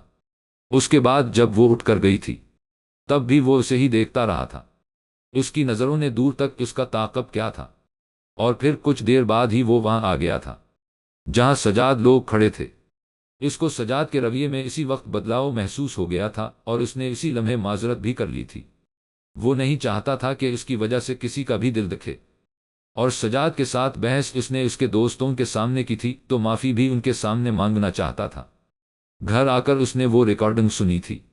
جیسے جیسے وہ سن رہا تھا اسے اس کی گندمی رنگت اور چہرے کے تاثرات یاد آ رہے تھے۔ کچھ الفاظ پنجابی میں ادا کیے گئے تھے جو اسے سمجھنے میں مشکل پیش آئی تھی، لیکن کیسے وہ لڑکی اس کے رہن پر چاسی گئی تھی اسے انا کی یاد تک نہیں آ رہی تھی۔ کچھ تو خاص تھا اس لڑکی میں، کچھ تو ایسا تھا جو کوئی اور نہیں دیکھ پایا تھا۔ وہ بار بار اس کے الفاظ سن رہا تھا، واہ واہ، اب میرا گھڑا توڑ کر بڑے خوش ہو، اس کا نقصان کون بھرے گا؟ اماں نے جو میری ٹانگیں توڑنی ہیں اس کا نقصان کون بھرے گا؟ وہ ہنس رہا تھا، وہ مسکرا رہا تھا، اس کے لفظوں کے سحر نے اسے جکڑ لیا تھا۔ وہ خود کو قید ہوتا محسوس کر رہا تھا۔ ابھی کے ابھی میرا حساب پورا کرو، گھڑے کے پیسے دو، نہیں تو وہ جو میری ماں ہے نہ اس نے مجھے میلے کی چوڑیوں کے پیسے نہیں دینے۔ جب بھی سامنے آتے ہو کچھ نہ کچھ غلط ہو جاتا ہے، اللہ بچائے آپ کے شر سے۔ وہ سچ میں ہنس رہا تھا۔ کیا واقعی وہ ایسا تھا کہ اس کے شر سے بچا جاتا؟ وہ بہت محظوظ ہو رہا تھا۔ ارے واہ، میرا گھڑا توڑ کر اب سوری ہو رہی ہے۔ جا انگریز شاہ رجو نے تمہیں کھلے دل سے معاف کیا، تم بھی کیا یاد رکھو گے؟ تو اس نے جرم کیا کیا تھا کہ اسے کھلے دل سے معاف کیا جا رہا تھا؟ وہ بہت حیران ہو رہا تھا، بہت مزے کی لگی تھی اسے یہ لڑکے۔ وہ اس کا نقصان ضرور بھرے گا۔ اگلے دن شومیز کے کوئی خاص کام نہیں تھے، اسے انا کے بار بار فون آ رہے تھے جسے وہ نظر انداز کر رہا تھا۔ وہ نہیں اٹھانا چاہتا تھا، وہ نہیں چاہتا تھا کہ وہ کوئی بھی ایسی بات کرے جو کسی عورت کے لیے نامناسب ہو۔ اس کا مذہب عورت کے ساتھ جس طرح پیش آنا سکھاتا تھا، وہ اس پر پورا اترنا چاہتا تھا، اور انا پر یقین کر لے یہ ممکن ہی نہیں تھا۔ وہ اس پر دوبار یقین کر کے دھوکہ کھا چکا تھا، اب مزید نہیں کھا سکتا تھا۔ وہ چاہتا تھا اپنا سارا بزنس وہاں سے وائنڈ اپ کر کے پاکستان شفٹ ہو جائے۔ وہ جس کو 5 سال تک بیوی مانتا آیا تھا، جس کو اپنی بیٹی سمجھتا تھا، وہ اس کی نہ تو بیوی تھی نہ ہی بیٹی تھی۔ وہ جن کی خاطر وہاں رہنا چاہتا تھا وہی اس کے نہیں تھے۔ اب وہاں رہنے کا کیا فائدہ تھا؟ شومیز ایسے ہی لان میں ٹہلنے کے لیے باہر نکلا تھا، لیکن اسے کسی کمرے سے شور آتا سنائی دیا تھا۔ وہ اس سمت گیا تھا، لیکن کمرے کا ماحول دیکھ کر وہ ایک دم حیرت کے عالم سے گزرا تھا۔ سجاد گیلانی اپنی ہی بہن پر چلا رہا تھا اور اس پر ہاتھ اٹھانے لگا تھا۔ اس حویلی میں عورتوں پر ہاتھ بھی اٹھایا جاتا تھا۔ یہ انکشاف اس پر نیا تھا۔ یہاں گھر کے ساتھ مسجدیں تو تھیں، لیکن ان کے دل اس خدا کے گھر سے خالی تھی۔ خدا کا خوف اسے اب تک کسی کی آنکھوں میں نظر نہیں آیا تھا۔ شومیز نے اس کا اٹھتا ہاتھ روکا تھا۔ وہ اس لڑکی پر ہاتھ نہیں اٹھا سکا تھا جس نے اس کے ساتھ 5 سال تک دغا کیا تھا، جس نے اس پر جھوٹا الزام لگایا تھا۔ لیکن یہاں وہ سب کچھ دیکھ کر حیران رہ گیا تھا۔ سجاد کے ساتھ اس کی بہت بحث ہوئی تھی۔ وہ ہرگز اسے برا نہیں کہنا چاہتا تھا، لیکن سجاد اس کی باتوں کو سمجھنے کی بجائے الٹ مطلب نکال رہا تھا۔ شومیز شاید اب بھی کچھ نہ کہتا، وہ خاموشی سے گزر جاتا، لیکن اس نے غلط کو قبول کرنے والی ایک دفعہ غلطی کی تھی۔ اس نے ثابت نہیں کیا تھا کہ وہ سچا ہے، اور آج تک وہ اسی کی سزا کاٹ رہا تھا۔ وقت پر غلط کو غلط کہہ دینا ہی بہتر ہوتا، اس نے سیکھ لیا تھا۔ کچھ ہی دیر میں شناور شاہ نے اسے بلایا تھا۔ اس نے نہایت ادب سے اپنا موقف رکھا تھا، کسی سے بدتمیزی سے بات نہیں کی تھی۔ شناور شاہ نے انہیں میلے کی تیاریوں کا کہا تھا۔ شومیز اس کمرے سے نکلنے سے پہلے ہی اپنا دل سجاد کے لیے صاف کر چکا تھا۔ اس کی سوچ سے سب بہت مختلف تھے۔ یہاں جیسا وہ سوچتا تھا ویسے نہیں تھے۔ بہت سی عجیب باتیں تھیں جو اس نے پہلی دفعہ دیکھی تھی۔ عورت پر تو ہاتھ یورپ میں اٹھانا برا سمجھا جاتا تھا، تو اسلام کی ریاست میں کیسے کوئی اٹھا سکتا تھا؟ اور وہ بھی نبی پاک صلی اللہ علیہ وسلم کی نسل سے۔ شام کو وہ میلے پر گیا تھا سجاد کے ساتھ۔ وہاں خاص ہجوم نہیں تھا۔ اس میلے کی تصویریں اس نے فیس بک پر دیکھ رکھی تھی۔ خاصا بڑا میلہ لگتا تھا۔ میڈیا کی کوریج کا مرکز بھی تھا۔ کچھ دکانیں لگ چکی تھیں۔ شومیز کو ایک چیز جو پسند آئی تھی وہ اپنے گھر والوں کا صدقہ خیرات تھا۔ کم سے کم اللہ کے بندوں کی صفت میں سے ایک یہ صفت تو تھی۔ ان میں اس نے ایک مٹی کے برتنوں کی دکان دیکھی تھی۔ بے ساختہ اسے اس لڑکی کا چہرہ یاد آیا اور اس کے الزامات۔ وہ مسکرایا۔ اس نے قیمت پوچھی تھی۔ وہ چاہتا تو وہ گھڑا خرید کر اسے دے سکتا تھا، لیکن نہیں، اسے اس کی کرچیوں کا نقصان پورا کرنا تھا۔ لیکن وہ اسے گھڑا دینے کا کوئی ارادہ نہیں رکھتا تھا، کیونکہ اس لڑکی کو کوئی چیز تحفے میں دینا مطلب اس پر حق جتانا تھا جو کہ اس کا نہیں تھا۔ وہ ایک کہانی تھا جسے وہ خود بھی نہیں سمجھ پایا تھا، اور اسے ایسے ہی لگتا تھا کہ خود کو سمجھتے سمجھتے تلاش کرتے کرتے وہ ختم ہو جائے گا۔ لیکن یہ تلاش ختم نہیں ہوگی۔ اس حویلی میں بہت سے اور راز تھے جو وہ نہیں جانتا تھا۔ بہت سے کردار اسے مشکوک لگے تھے، بہت سے کردار اسے کہانی لگے تھے۔ وہ تو خود کو تلاش نہیں سکا تھا، تو ان کو کیسے پہچان سکتا تھا؟ اسے تو خود کو پہچاننے کے لیے روز شیشہ دیکھنا پڑتا تھا، لیکن وہ پہچاننا چاہتا تھا۔ اگلے دن شومیز سجاد کے ساتھ میلے پر گیا تھا۔ وہاں کے معاملات تو سجاد ہی دیکھ رہا تھا، لیکن وہ سب کے ساتھ گھل مل جانا چاہتا تھا۔ اسے اب یہاں ہی تو رہنا تھا۔ شومیز سارا دن کافی تھک چکا تھا۔ رات کو وہ کمرے میں اندھیرا کر کے لیٹا تھا۔ اسے سکون ملتا تھا، اس اندھیرے میں سکون ملتا تھا۔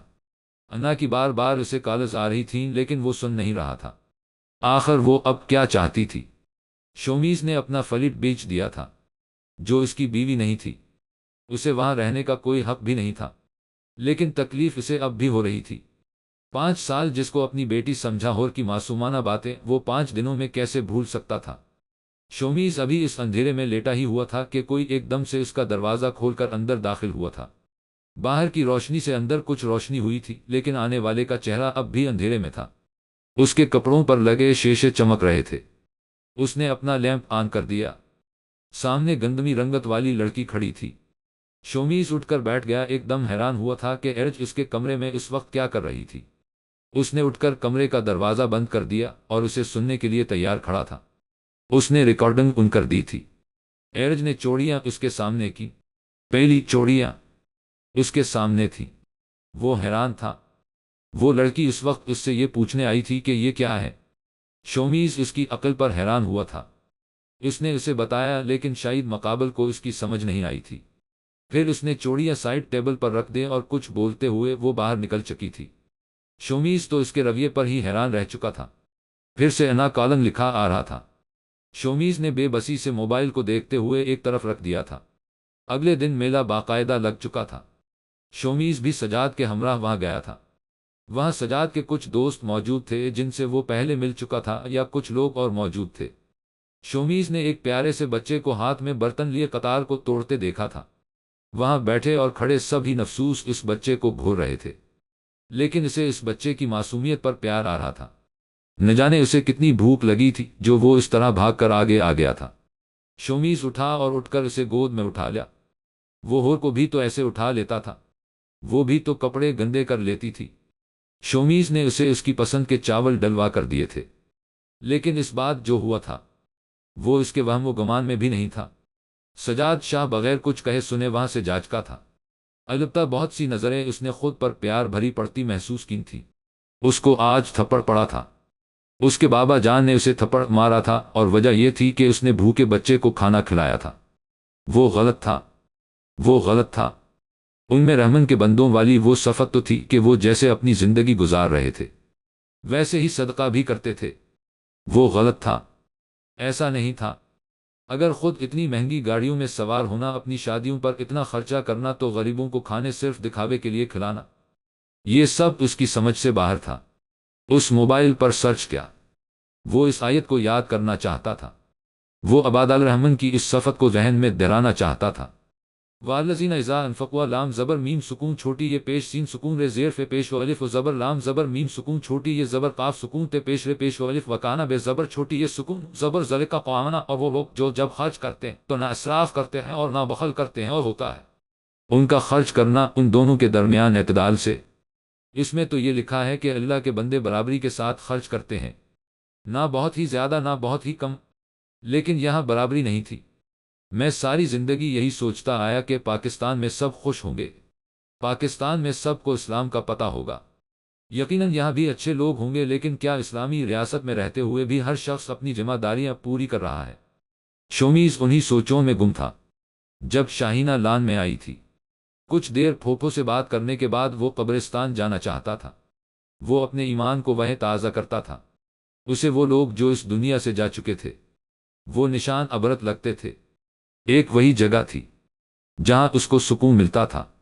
لوگوں کو اس جگہ سے خوف آتا تھا، لیکن اسے سکون ملتا تھا۔ وجہ یہ تھی کہ وہ سوچتا تھا ایک دن اسے دنیا کی قید سے آزادی مل جائے گی، یہاں کے فریبی لوگوں سے آزادی مل جائے گی۔ شومیز گاڑی پر نہیں جانا چاہتا تھا، وہ پیدل جانا چاہتا تھا۔ وہ چاہتا تھا اسے اس کی اوقات یاد رہے کہ ایک دن آئے گا جب وہ یہاں لوگوں کے کندھوں کے سہارے آئے گا، کسی گاڑی پر نہیں آئے گا۔ شومیز جب اس ہجوم سے گزر رہا تھا تو اس نے ارج کی آواز سنی تھی۔ اس کی آواز میں کیا سحر تھا جو وہ مسکرا اٹھا تھا؟ شومیز ایک قبر کے کنارے بیٹھ گیا تھا۔ وہ نہیں جانتا تھا وہ کس کی قبر تھی، لیکن جو کوئی بھی تھا کبھی وہ اس زمین فانی پر اکڑ کر ضرور چلا ہوگا۔ انسان کوئی فرشتے تو نہیں جو ان کو سب کچھ معلوم ہو، انسان تو کمزور ہے، ان کو تو رہنمائی کی ضرورت ہوتی ہے ہر لمحے ہر وقت، اور وہ رہنما قرآن سے بڑھ کیا ہو سکتا؟ لیکن یہاں جب بھی وہ قرآن یا اسلام سے دلیل دیتا تھا تب ہی اسے غلط سمجھا جاتا تھا، اس ایسے سمجھا جاتا تھا جیسے وہ کسی اور ہی دنیا سے آیا ہو۔ شومیز انہی سوچوں میں بیٹھا تھا۔ یہاں سب انا پرست تھے، سب کو اپنی انا کی فکر تھی، اپنی خواہشات کی خاطر وہ کچھ بھی کر گزرنے کو تیار تھے، لیکن کسی غریب کو اللہ کی رضا کی خاطر کچھ دینا یہ ان کو منظور نہیں تھا۔ صرف اپنی واہ واہ کروانے کی خاطر وہ کچھ بھی کر سکتے تھے، لیکن یہاں میانہ روی کہاں تھی؟ ایک دم سے اس کے سامنے کوئی آ کر کھڑا ہو گیا تھا۔ شومیز لمحے بھر میں پہچان گیا تھا، وہ ارج تھی۔ اس کے بعد ان میں باتیں شروع ہوئی تو شومیز نے گوگل کا سہارا لیا۔ اس لڑکی سے پہلی دفعہ اس کی اس طرح بات ہو رہی تھی، وہ باقی سب سے بہت مختلف تھی، یا شاید اسے لگ رہی تھی۔ شومیز کو سایہ نظر آیا تھا۔ کون ہے؟ کون ہے؟ شومیز نے انگریزی میں آواز دے کر پکارا، لیکن وہاں جو سایہ بنا تھا وہ غائب ہو چکا تھا۔ چھوڑے شاہ، میلے کی وجہ سے کوئی ادھر آ گیا ہوگا، بلا وجہ پریشان نہ ہوں۔ جب شومیز دوبارہ سے اس کی بات سننے لگا تو رجو نے کہا، جس پر شومیز پھر سے چند لمحات کے لیے موبائل میں مصروف ہوا۔ پھر رجو کے آگے کیا؟ وہ جانتا تھا اس پر نظر رکھی جا رہی ہے۔ میرے نزدیک کوئی کام بلا وجہ نہیں ہوتا، ہر کام کی کوئی نہ کوئی وجہ ضرور ہوتی ہے، ہر کام کے پیچھے گہرا مقصد، گہری بات چھپی ہوتی ہے۔ اچھا شاہ، تو بتائیں کوئی ایسی بات جس میں گہری بات چھپی ہو؟ ایرج نے جب اس سے سوال کیا تو وہ اپنی ہی بات پر غور کرنے لگا۔ وقت آنے پر تمہیں بھی معلوم ہو جائے گا۔ شومیز نے اسے گھڑے والی بات پر کہا تھا، اگر وہ گھڑا نہ ٹوٹتا تو شومیز کبھی نہ جان پاتا کہ سجاد کتنا مغرور ہے، اگر وہ گھڑا نہ ٹوٹتا تو وہ کبھی نہ جان پاتا کہ یہ لڑکی اتنی دلچسپ ہونے کے ساتھ ساتھ بدزبان بھی ہے۔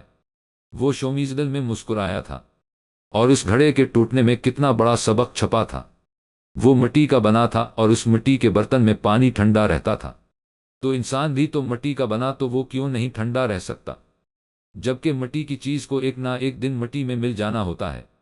جیسے وہ گھڑا ٹوٹا تھا، لیکن وہ اسے بتاتا بھی تو شاید اسے سمجھ نہ آتی، اس لیے اس نے بات ٹال دی۔ دیکھیں شاہ، یا تو آپ مجھے بتاتے نا، اب یہ بات کر دی تو ساری بات بتائیں، اب ساری زندگی میرے پیٹ میں درد ہی رہے گا کہ شاہ نے وہ بات کیوں کی تھی۔ اس کی بے صبری دیکھ کر وہ مسکرایا تھا۔ صبر کرنا سیکھو دلچسپ لڑکی، شاہ سچ سچ بتانا بے عزتی ہوئی ہے۔ شومیز اس کی بات پڑھ کر مسکرایا۔ مطلب وہ لڑکی جانتی تھی کہ میں نے اس گاؤں کے شاہوں کا نظم و ضبط توڑا ہے، اور یکنا گھر میں کوئی بات ہوئی تھی، مطلب یہاں کا نظام ہی ایسا تھا کہ ہر شخص یہ بات جانتا تھا، بس ایک وہی نہیں جانتا تھا۔ ہاں، جب بھی کچھ ہوتا ہے تو اس کے پیچھے گہرا راز چھپا ہوتا ہے۔ اسے اپنے ہی الفاظ یاد آئے تھے، وہ کیسے بھول گیا کہ یہ تو ہونا ہی تھا۔ شومیز نے ایرج کو جواب دیا تھا، عزت اور ذلت اللہ کے اختیار میں ہے، جب اس نے بے عزت کرنا ہوگا تو یکنا میں نے کوئی ایسا کام کیا ہوگا؟ مجھے نہیں لگتا میں نے کوئی ایسا کام کیا ہے، میرا دل سکون میں ہے۔ اگر میں نے کچھ غلط کیا ہوتا تو یقیناً میرا دل کہیں نہ کہیں بے چین ہوتا۔ تو اسی واقعی شاہوں کی اولاد ہو؟ اس کے اگلے سوال پر شومیز حیران ہو گیا۔ اس نے کون سی خاص بات کر دی تھی کہ اسے اس گھر کا بیٹا ہونے میں بھی شک تھا؟ آخر کیا سمجھتے ہیں لوگ ان سب کو؟ کیوں؟ اس نے حیرت سے شومیز سے سوال کیا تھا، کیوں شاہوں کی اولاد کیسی ہوتی ہے؟ شومیز نے جان بوجھ کر سوال کے بدلے سوال کیا، وہ جاننا چاہتا تھا کہ آخر وہ کیا سوچتی ہے۔ شاہ بہت ہی غرور والے ہوتے ہیں، اور سجاد شاہ اس کے سامنے تو میں اتنا بے دھڑک ہو کر بولوں تو یکنا میری زبان کاٹ کر ہاتھ میں پکڑا دے۔ کچھ دیر کے بعد شومیز قہقہ لگا کر ہنس دیا۔ رجو نے پہلی دفعہ اس کا قہقہ سنا تھا۔ اس کی بات نے شومیز گیلانی کو بہت محظوظ کیا تھا، لیکن وہ اسے بتانا چاہتا تھا کہ سعادت ایسی نہیں ہوتی اور ہر سید ایک جیسا نہیں ہوتا۔ لڑکی، تم بھول رہی ہو، میں ایک سید ہوں، اور جانتی ہو سید الانبیاء صلی اللہ علیہ وسلم ان میں کہیں غرور نہیں تھا، اور ان کی اولاد ہونے کے ناطے مجھ میں غرور نہیں ہونا چاہیے، جو کہ نہیں ہے، اور نہ ہی ان کے کسی امتی میں غرور ہونا چاہیے۔ رجو اٹھ کھڑی ہوئی، ساتھ ہی شومیز بھی کھڑا ہو گیا۔ وہ جانتا تھا وہ گھر جانے کے لیے کھڑی ہو گئی ہے، وہ اسے اکیلے کیسے جانے دے سکتا تھا؟ چلو میں تمہیں گھر چھوڑ دیتا ہوں۔ شومیز کے موبائل پر آواز سن کر رجو فورا بولی، نہیں نہیں شاہ، میں چلی جاؤں گی، آپ جنون سے باتیں کرو، اس نے جاتے جاتے کہا اور بھاگ کر چلی گئی۔ اس کا دل تھا وہ دیر تک بولتی رہتی اور وہ سنتا رہتا۔ شومیز دوبارہ وہیں بیٹھ گیا تھا۔ دور تک اس نے ایرج کو جاتے ہوئے دیکھا تھا، وہ اس سے دور کیوں بھاگ گئی تھی؟ ایرج جب اس کی نظروں سے اوجھل ہو گئی تو اس نے دوبارہ اس کی بات سوچتے ہوئے موبائل نکالا۔ کیا گہری بات چھپی ہوئی تھی؟ اور آج والے واقعے میں کیا گہری بات چھپی تھی؟ اس نے موبائل نکال کر امام مسجد کو میسج کیا۔ ان کے ساتھ اس کا رابطہ ختم نہیں ہوا تھا، لیکن بہت کم رابطہ ہوتا تھا۔ السلام علیکم۔ وعلیکم السلام، جواب آ گیا تھا۔ شومیز پڑھ کر مسکرایا اور ان کا نورانی چہرہ ایک بار پھر سے ذہن میں آیا تھا۔ کیسے ہیں؟ اللہ کا خاص کرم ہے۔ بچے تم سناؤ، پاکستان ہو آج کل؟ وہ مسکرایا تھا۔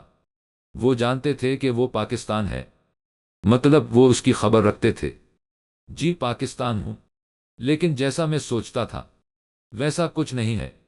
اس نے اپنے دل کی الجھن ان سے لمحے بھر میں بیان کر دی تھی۔ اور تم کیسا سوچتے تھے؟ سوال آیا تھا۔ میں سوچتا تھا کہ میں دین سے بہت دور ہوں، کیونکہ میرے نزدیک خدا کا گھر نہیں تھا، لیکن یہاں کے لوگ خدا کا گھر نزدیک ہونے کے باوجود بھی اس سے بہت دور ہیں۔ ایک وہی تو تھے جن کے سامنے وہ اپنی الجھن بیان کر سکتا تھا اور وہ اسے سمجھ سکتے تھے۔ خدا کا گھر تو ہمارا دل ہوتا ہے میرے بچے، اس دل میں ہم نے خدا کو کس قدر جگہ دی ہوئی یہ تو صرف ہم ہی جانتے ہیں، اور تم ان کے دل میں نہیں رہتے۔ بجا فرمایا آپ نے، لیکن یہاں صدقہ خیرات بھی صرف لوگوں کو دکھانے کے لیے کی جاتی۔ اس نے آج صبح والے واقعی کا ذکر کیا۔ کچھ دیر بعد اسے جواب موصول ہوا، وہ صدقہ جس بھی نیت سے دیتے ہیں یہ ان کی مرضی ہے، ہاں ان کو بتائے بغیر بھی تم ان کی سوچ بدل سکتے ہو۔ مطلب کیا تم نے سینو ریلت 6 فرقان کی اگلی آیت نہیں پڑھی تھی؟ اس نے پڑھی تھی، اسے یاد تھی۔ جی پڑھی تھی، مجھے یاد ہے، میں اس پر عمل بھی کرتا ہوں، شومیز نے انہیں جواب دیا۔ وہ زیادہ خرچ نہیں کرتا تھا، نہ ہی زیادہ کنجوسی کرتا تھا۔ تم نے اسے صرف اخراجات تک ہی سوچا، اس کو اپنانے کے فوائد سوچے؟ شومیز نے آیت کو دماغ میں دہرایا۔ والذین اذا انفقوا لام زبر میم سکون چھوٹی یہ پیش سین سکون رے زیر فے پیش و الف و زبر لام زبر میم سکون چھوٹی یہ زبر قاف سکون تے پیش رے پیش و الف وکانا بے زبر چھوٹی یہ سکون زبر ذلک کا قوانا، اور وہ لوگ جو جب خرچ کرتے ہیں تو نہ اسراف کرتے ہیں اور نہ بخل کرتے ہیں، اور ہوتا ہے ان کا خرچ کرنا ان دونوں کے درمیان اعتدال سے۔ اگر تمہارے پاس پیسے ہونے کے باوجود بھی تم اپنی خواہشات کو مارتے ہو اور وہ چیز نہیں خریدتے جس کی تمہیں ضرورت نہیں، تو یقینا تم نے اپنے نفس کو مار لیا۔ ان کا ایک اور میسج آیا تھا، یہ سب اپنے نفس کے غلام بن چکے ہیں، یہ صرف اپنے نفس کی تسکین کی خاطر صدقہ کرتے ہیں، ان کی خواہش ہی تو ہے کہ دوسروں سے بڑھ کر دکھائیں، تو جب بھی برابری کے فائدے ان کے سامنے رکھے جائیں گے تو یہ وہ بھی اپنا لیں گے۔ چند لمحوں میں انہوں نے اسے کتنا بڑا سبق سکھا دیا تھا۔ برابری کریں گے یعنی امیروں کی طرح غریبوں کو بھی کھانا کھلایا جائے تو ان کی زیادہ تعریف ہوگی، ان کے نفس کو زیادہ تسکین ملے گی۔ چلو غلط ہی صحیح، لیکن کچھ تو صحیح راستے پر آئیں گے، اس نے مسکراتے ہوئے دل میں سوچا تھا۔ زندگی میں اندھیرا مجھے پسند کیوں ہے؟ آج بھی وہ نیلی موم بتی لیے کھڑا تھا، کمرے میں اندھیرا، لیکن وہ ایک پیلی روشنی اس کے چہرے کو شیشے میں واضح کر رہی تھی۔ کوئی نہیں جانتا لیکن میں جانتا ہوں، زندگی میں ایک تمہیں ہی چاہا۔ اس نے آنکھیں بند کر لی تھیں، وہی گندمی رنگت سرمے سے بھری ہوئی سیاہ آنکھیں، خوبصورت ہونٹ، تیکھا ناک اس کی نظروں میں گھوم گیا تھا۔ وہ اسے چاہنے لگا تھا اور وہ اس کا اقرار خود سے کر رہا تھا۔ انا سے محبت اسے نہیں ہوئی تھی، اگر کوئی جذبہ تھا بھی تو اس الزام کے بعد ختم ہو گیا تھا، لیکن اس لڑکی نے نہ صرف اس کی توجہ حاصل کی تھی بلکہ اس کے دل کو بھی اپنے قابو میں کر لیا تھا۔ اگر کوئی شومیز گیلانی سے پوچھتا کہ محبت کسے کہتے ہیں تو وہ آنکھیں بند کیے جواب دیتا، ارج فاطمہ تم بھی مجھے ملو گی یا نہیں؟ لیکن مجھے امید ہے اس خدا نے جس نے مجھے تم سے ملوایا وہ اب ہمیں ایک بھی کرے گا۔ میری زندگی کا یہ اندھیرا شاہی تم ختم کر دو۔ چہرے پر مسکراہٹ، آنکھوں کو چھوتی ہوئی وہ مسکراہٹ اسے بہت خوبصورت لگی تھی۔ اس نے ایک پھونک سے اسے بند کیا اور سنگار میز کا دراز کھول کر اس میں رکھ دی اور اسی اندھیرے میں چلتا ہوا اپنے بیڈ پر آ گیا۔ لیکن پہلا سوٹ، ایرج کا پہلا سوٹ اس کے لیے امید تھا۔ وہ امید تھی کہ وہ اس کی زندگی کے اندھیروں میں روشنی بھر دے گی۔ دروازہ کھلنے کی آواز نے اس کی نیند میں خلل پیدا کیا تھا۔ نہ جانے کتنی راتوں کے بعد تو وہ سویا تھا، اور اتنی گہری نیند سویا تھا۔ وہ ایرج کو سوچتے سوچتے سویا تھا، کیسے نہ اسے نیند آتی۔ ہوا تیری شاہ تو سو رہا ہے، کسی کی اونچی آواز نے اسے جگا دیا تھا۔ شومیز جو اوندھا لیٹا تھا اب سیدھا ہو کر بیٹھا۔ اتنی حسین صبح اس کی آج تک نہیں ہوئی تھی۔ گھبرایا ہوا چہرہ، وہی خوبصورت سی رنگت، ازلی خود سے باتیں کرنے والا انداز۔ تم؟ شومیز نے اٹھ کر آنکھیں ملتے ہوئے کہا۔ ابھی وہ اپنا موبائل اٹھاتا کہ رجو بولنا شروع ہو گئی۔ شاہ دیکھو، مجھے نہیں پتا تھا آپ سو رہے ہو۔ سو جاؤ سو جاؤ، اللہ معاف کرے آپ بھی کرنا۔ اس نے ٹھک سے دروازہ بند کر دیا۔ شومیز نے گھڑی دیکھی، وہ اتنی دیر تک سوتا رہ گیا، لیکن آج کی صبح ایک رنگین صبح اسے محسوس ہو رہی تھی۔ یہ لڑکی بات کیوں نہیں سنتی پوری؟ اس نے مسکراتے ہوئے کہا، اور بیڈ سے اتر آیا۔ جو بھی تھا وہ دل لڑکی اس کے دل و دماغ پر چھا چکی تھی، اور کس لمحے اس کے دل میں اتر چکی تھی اسے خود بھی اندازہ نہیں ہوا تھا۔ یہی تو محبت تھی، دلچسپی سے عشق تک کے سفر کا نام۔ ایرج کے جانے کے بعد اس کو شناور شاہ کے کمرے میں بلایا گیا تھا۔ اس کے بابا جانی نے اس سے سجاد کے ساتھ نہ جانے کی وجہ دریافت کی تھی۔ بابا، میں وہاں جانا پسند نہیں کرتا جہاں میری باتوں اور میرے احساسات کی قدر نہ ہو، بے شک وہ کسی کا دل ہو یا کسی محفل یا کسی جگہ۔